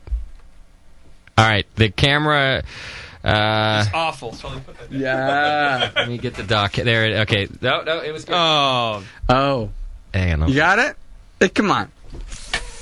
Wait, Doc, you're not on yet. I'm still adjusting. Will you let it go? Okay. Sorry, I was directing in front of the camera there. Okay, good. All right, you're not broadcasting yet. Cha. Jesus Christ. You know, it's funny because it's only like... What are you thinking? It's only 8 o'clock and you're already having a meltdown. We had to melt up. All right, Doc, you are now on the beer cam. It's now the Doc cam. Cha. There he is, ladies and gentlemen, in all of his glory. That's the Doc cam. You can go to justin.tv/brewing network to see the Doc cam. No. That will make me kill the feed. Just keep it on Doc. This way. Just there we Chatty, go. come on, Chatty. Doc, take your shirt off. Flex for everybody. Don't tell him his pants off. He's tan. Don't get him started. Oh. That's a mile. All right, if anyone wants to get in some Drunk of the Week action, it's 888-401-BEER. Do it quick because we're getting out of here soon. You want to hear my French stripper story real quick? Yeah. It's been a couple weeks in the making. To hear it. I can't imagine going a couple more. Come on. Love to hear it. Christian, Doc, even though you're on the camera, you still have to use your microphone. Okay. And you can sit and be on the camera if you'd like to. Well, I'm thinking, can I now do my New York stripper show? Yes, you can. Well, you know what? It hasn't happened yet. Oh. I'll tell you what. Okay, I don't know if I've got enough spots on this one yet, so I just want to say that tonight, Justin's stripper Paris story is sponsored in part by 21st Amendment Brewing Company at 255. Yeah. Okay. See, this is why I love Sully. He's got the balls to sponsor crazy shit that I say. You know like my Paris stripper story. I really want Sully to just show up out of the nowhere. Really, I'm just pointing York. out. This is why Sully's a badass. He doesn't mind that I'm about to tell stories about strippers and hookers in France, and it's brought to you by the 21st Amendment. In part by... Yeah. Oh, yeah. All good. So you want to tell me who's on the phone, Jipper? Well, yeah, Christian. Right, let's do the typing thing. Well, I figured Hey, Christian, what's happening, brother? Hey, guys. Great show, by the way. Thanks. You must be listening to one of those other shows. Yeah. It must be the other podcast. The Good Beer Show, right? Yeah. No, actually, just, you listen to you guys long enough, you love it, but, you don't have high standards. Excellent point, my friend. What's the point? Hey. No, actually, I was calling because Doc's saying something about being in New York in April. Upstate New York in April, they have this thing called Tap New York, and it's a huge homebrew festival. Not homebrew, craft brew festival, where every brewer, basically in the state, gathers to have this major tasting, and the Culinary Institute of America, they cook all the food for it. It's really awesome. So if you have a chance, look it up. There you go. Go there. That's awesome. I have 5 days in New York. It's not enough time. For the rest of us, though, that'd be a great idea, though. I have cats! No, I'm going to, milk this for all it's worth. Well, hey, make the best of it. The festival is really freaking great. There you go. It's like a police officer's talking to Doc right now. Yeah, and you know what? It's my 2 brothers going, come on, you can go there. Hey, did Doc mention that he's going to New York? No. Thanks, Christian.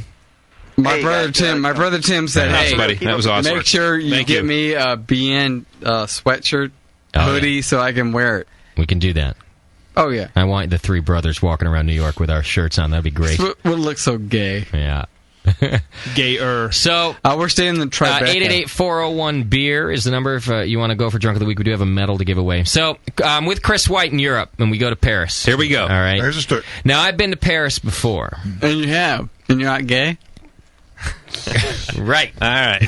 all of these things. All right. Turn that up. And I had been through the red light district. And you're not gay?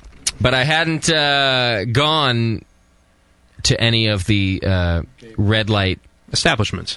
We never bought anything there. But you're not gay? It's kind of renowned for being a pretty nice red light district.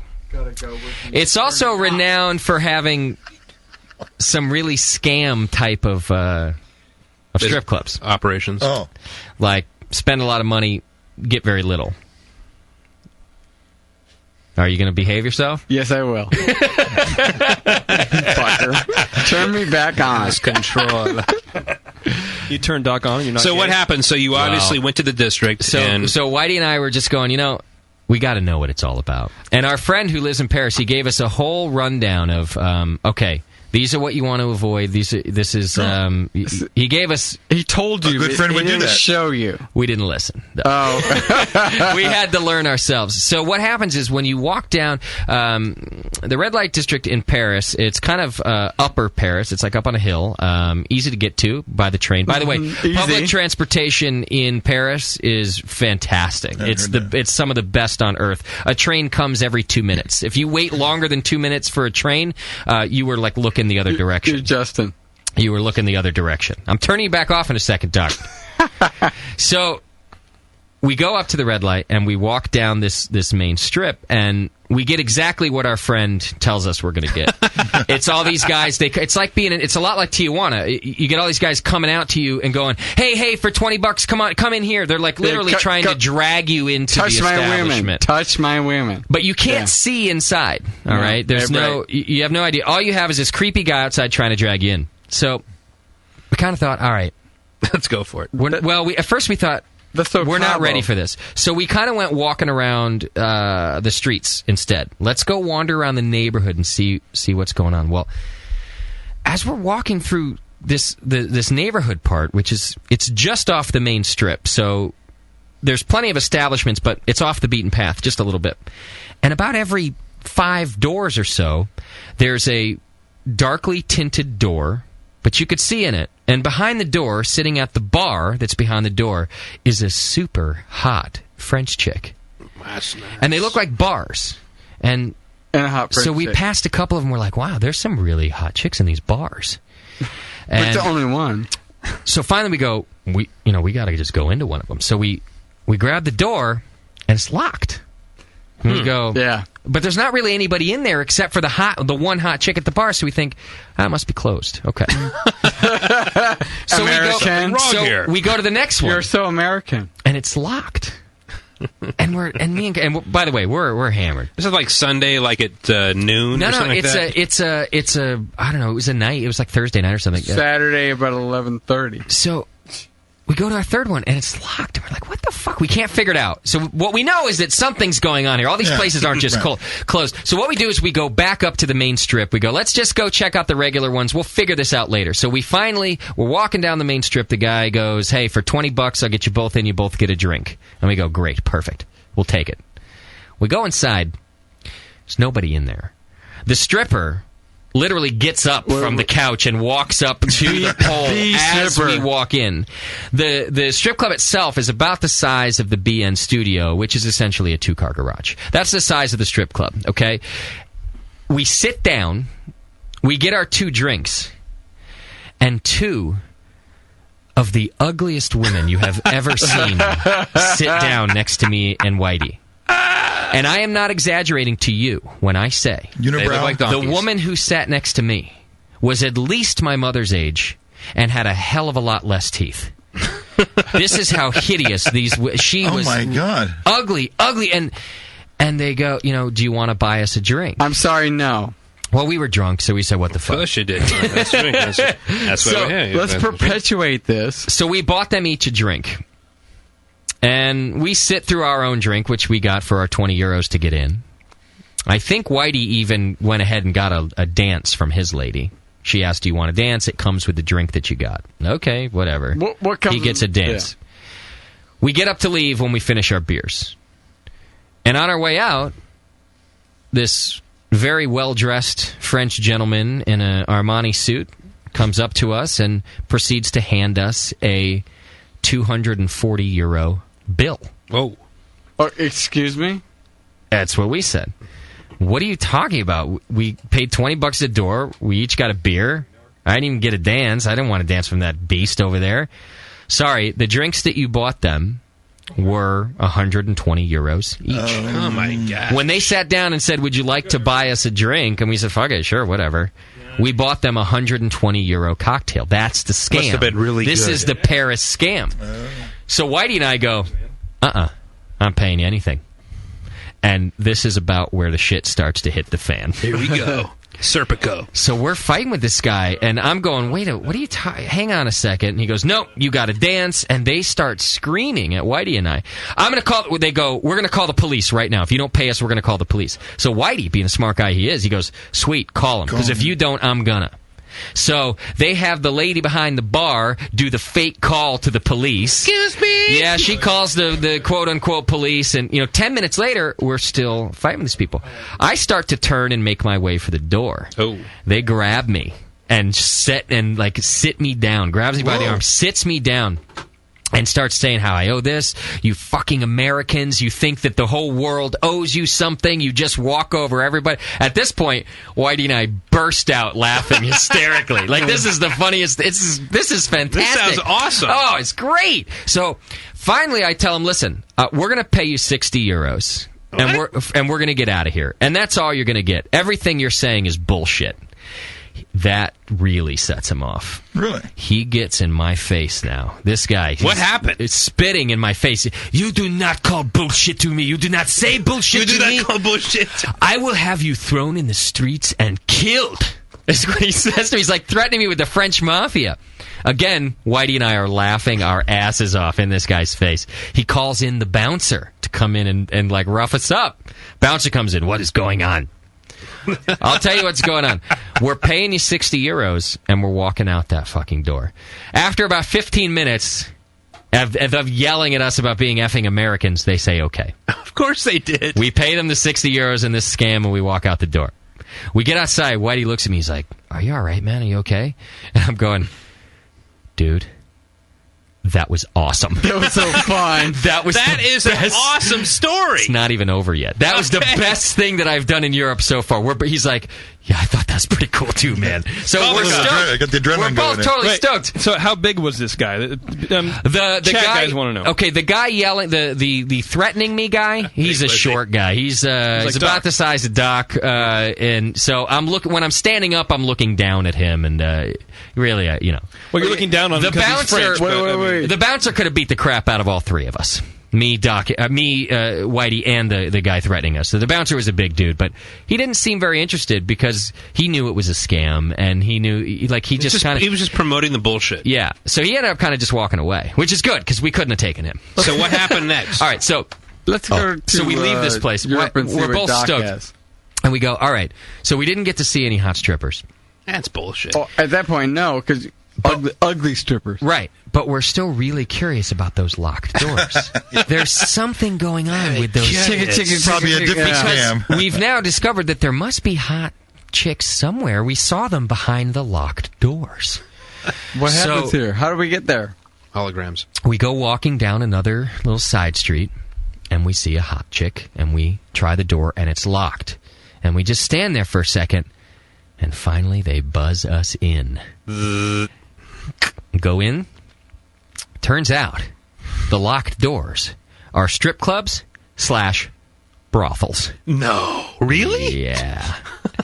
And so we ended up hanging out there. Now, this is a much better deal. So here's my advice to you if you go into Paris. Avoid the stripper street altogether.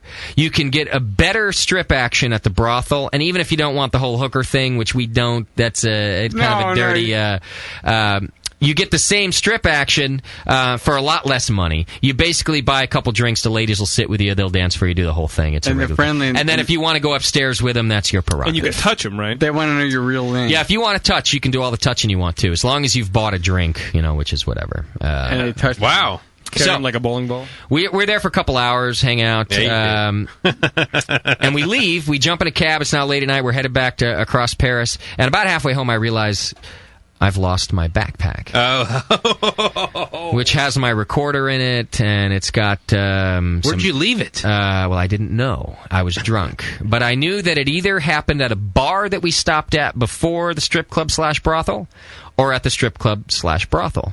So we figure, no big deal. We're headed back to Paris tomorrow anyway. We'll come up here. We'll stop at both places. So next day comes around. We go up there. We go to the bar first. My bag's not there. So it's apparently at the brothel. Well, the problem is we can't find the brothel. They all look the same. They all look exactly the same. We were drunk. We wandered the streets for 45 minutes trying to find it. Never found it. Darkness is different. Yes. So it's called change now. So okay? here is the final and best part of the story. I'm pretty depressed. I don't like failing Losing at shit. things. I don't like losing things. I feel like everything was going so great, and here I'm a dumbass. I lost my. It was an expensive recorder that I had just gotten, so I could do interviews. I'm a little bummed. And we sit at a sidewalk cafe up in the same red light district to have a couple glasses of wine and some lunch. And of course you did. We're there for about 40 minutes, and and about 20 minutes into it, I go, okay, just get over it. It's over. The bag's gone. Figure it out later. 15 minutes later, this chick goes walking by the sidewalks with nice, large breasts and a nice, sweet, supple ass. What part did you notice? And Whitey and I look at each other and go, whoa. Is that her? Could that be her? Turns out the stripper/hooker who was at the brothel that we were at goes walking by this busy street in Paris. I go running out there. I chase her down. Excuse me. I tap on her shoulder. Pardon me, are you a hooker? And she's like, yeah, I remember you from last night. I think I left my bag at your brothel. Yeah, it's right here. She takes me. It's literally a half a block away. It's got to nowhere. It's right around the corner. I get my bag back. In all of busy Paris. Oh, well, there you go.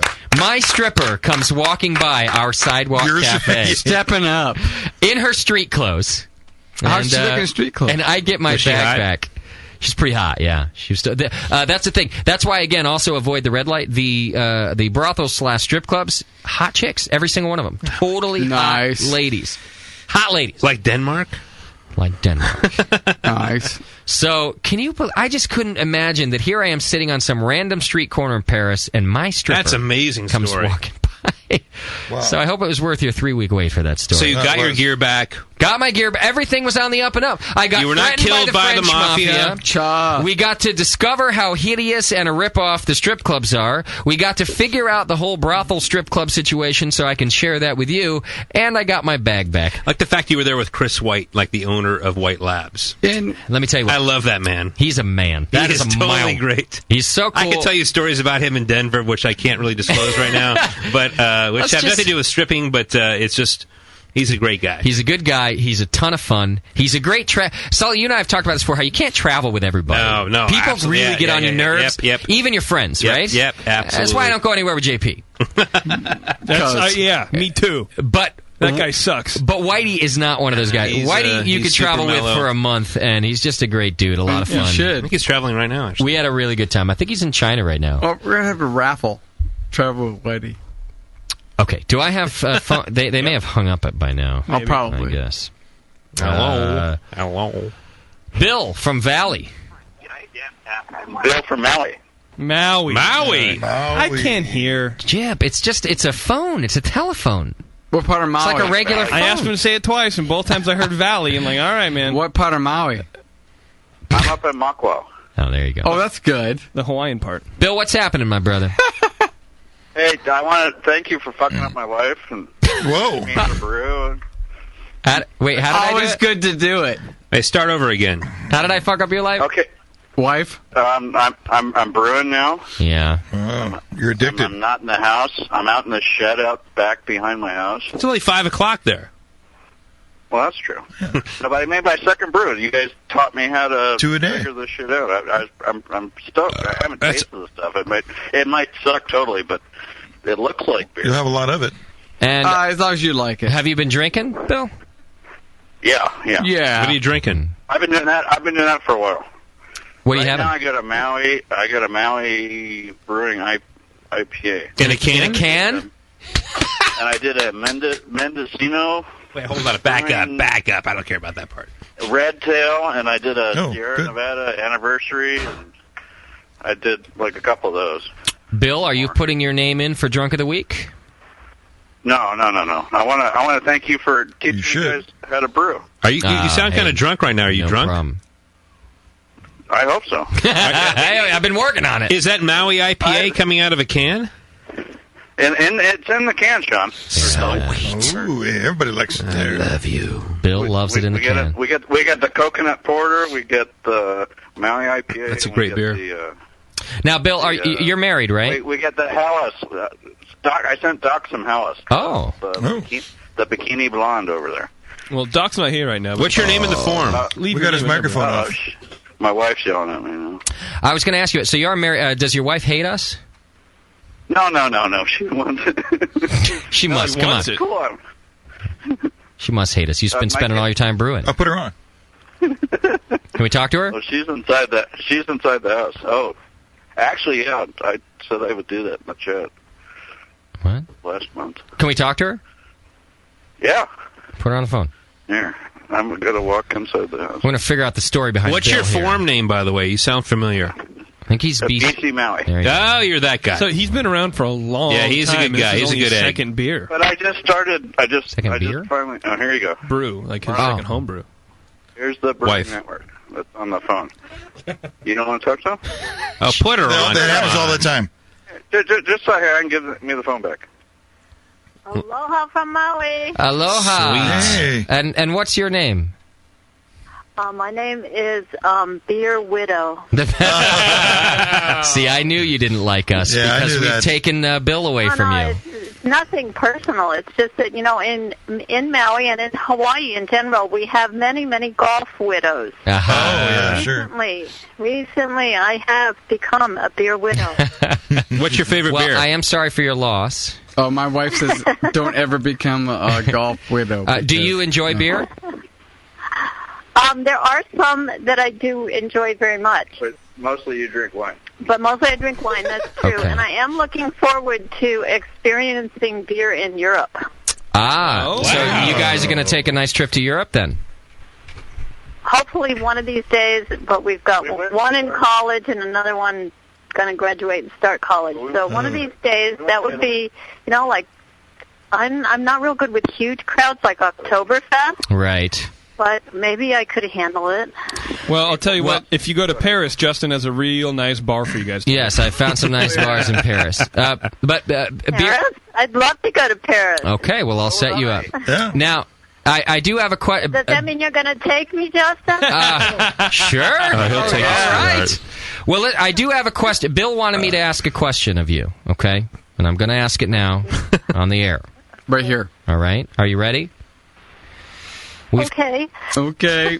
We've got our 4th anniversary party coming up in June right here in Oakland, and it's also the National Homebrewers Conference. And Bill would really like it if... She went to finger painting school in Oakland. Oh, great. So it'll be like a reunion. And Bill would really like it if you would take him to Oakland in June of 2009 to come out and visit us and to go to the 4th anniversary party and also to go to the National Homebrewers Conference. So... And to Macca and Justin. Okay, but you have to understand something. Mm-hmm. There's a reason that I'm married to a man named Bill. Why is that? Bill pays the bill. I see. If Bill wants to take me, that would be awesome. All right, good. So it sounds like a done deal to me. Bill and Beer Widow are coming to Oakland in June. Yeah. We'll see you.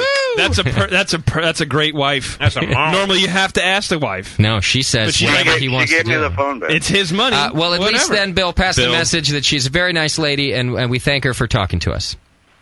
Okay. Tell her she's that. been doing good. She hasn't had much wine yet, so she's more fun. Feed her more wine. Give her a cider. Yeah, you give her Pinot, man. That's what you do. Nice. Well, it sounds like you're coming to Oakland in June, Bill. If you want to. My wife went to finger painting school there. Is that a Oakland school? That sounds like a euphemism for something else. That's some JP does. Arts and crafts or something. I'm painting. I'm painting. I got the helmet on. You went to Menlo College? Is that what you said? Yeah. I Menlo College. Hey, Bill. It's Bill. I can't understand a word Bill's saying right now. Hey, Bill. What year did you go to Menlo College? 82, 83. Okay, Bill, it's Sully. Are you coming to the Bay Area or what? We went like 4 years. No. I'm talking about this next year. Hey, Bill, did you know somebody named Cheryl? Hey, Bill, I drove a Hummer to work today. No, Bill, did you know somebody named Cheryl? I got a backhoe that could. Yeah, exactly. right, thanks, Bill. Thank you, Bill. You're in contention for Drunk of the Week. Oh, yeah. So is the Bill, studio. email us the answer to all those questions. Please tell Mrs. Bill she is a very nice lady. You know, ever since you started putting these... Cheers, guys. I want to thank you for teaching me how to brew. I'm getting it all set up. If we helped, that's great. Right on, man. A whole lot of fun, and I'm the BN Army rocks. Hey, thanks for listening, brother. I appreciate it. All right. Take Cheers. care. Cheers, Bill. All right. You know, ever since you guys started having these medals for Drunk of the Week, it seems the studio has been really like stepping it up. I know everyone wants to. I think Doc, I think Doc's like. I'll tell you what, Tasty because I want to go. Yeah, and because I think Doc has earned it. He has earned it Because he's still finishing the conversation we just hung up on. Give it to him, Doc. You have earned your first Drunk of the Week medal right here in the Brew Network studio. You know what? Well deserved. Did you know somebody named Mary? When you were in San Francisco. Bell! Did you know somebody named Mary? Bell! Everybody look at the short guy. Everybody look. I have goats. Bell. Wing wong, wing wong, wing wong. I love the fact when Look, I will take off my shirt. When Doc is drunk, JP is quiet. Yeah. Because I'm tired of trying to talk over everybody. JP! I got a medal. Huh? Yeah. JP! I took my friggin' headphones off because I couldn't take all the noise. It's all jumbled into one. I'm so awfulness. close I could like hit it right in the back of the head. Very network. All right, so we've given away the medal. And I've told my stripper story. Yes. The night is coming. Hold on, But there has been no strippers.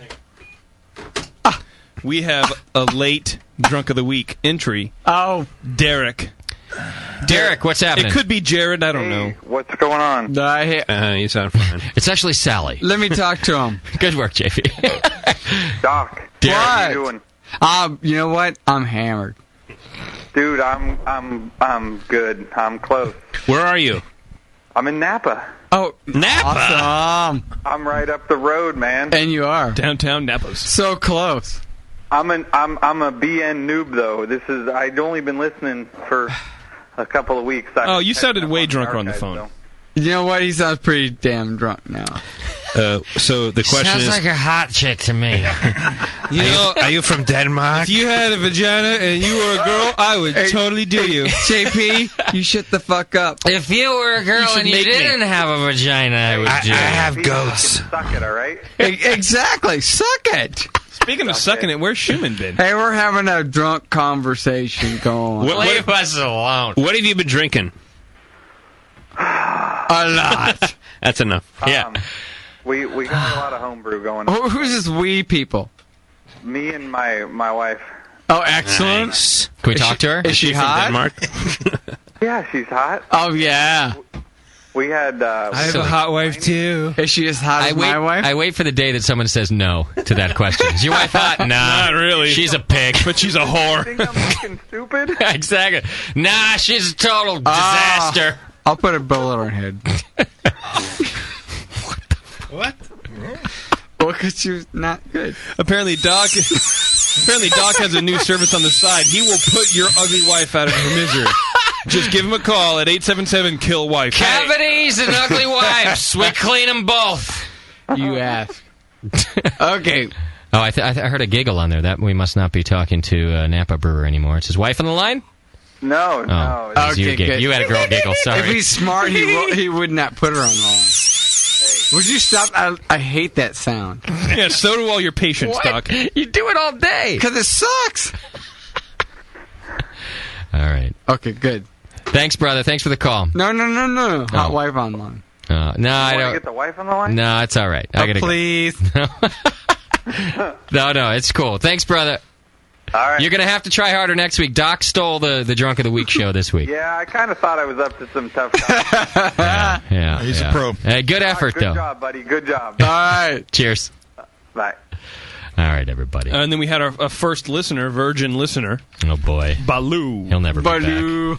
Says, hey, man, this is for the first time live. I've been listening to the archives, blah, blah, blah. Simply awesome. And he says, hey, before everyone leaves the chat, thanks for an awesome night. I will definitely be tuning in every Sunday. All right. Here we Donate. go. I like it when he tunes in. Babaloo. Babaloo. Man. What was that? What are you thinking? What was that awfulness? You invite me here, and this is what happens. You'd think every week. You'd think either one of you two would have learned by now. Exactly. I just want to go home. You do? No. That's a first. I know. Depends on how much happy the fun happens. Happy the fun. It depends on how much fun happy who has. Look, if Barack Obama's going to be here, okay. Oh, what? Yes. Hey, Doc. What? What was the name of the brewery that was on today? Midtfyns Bryghus. Try it again.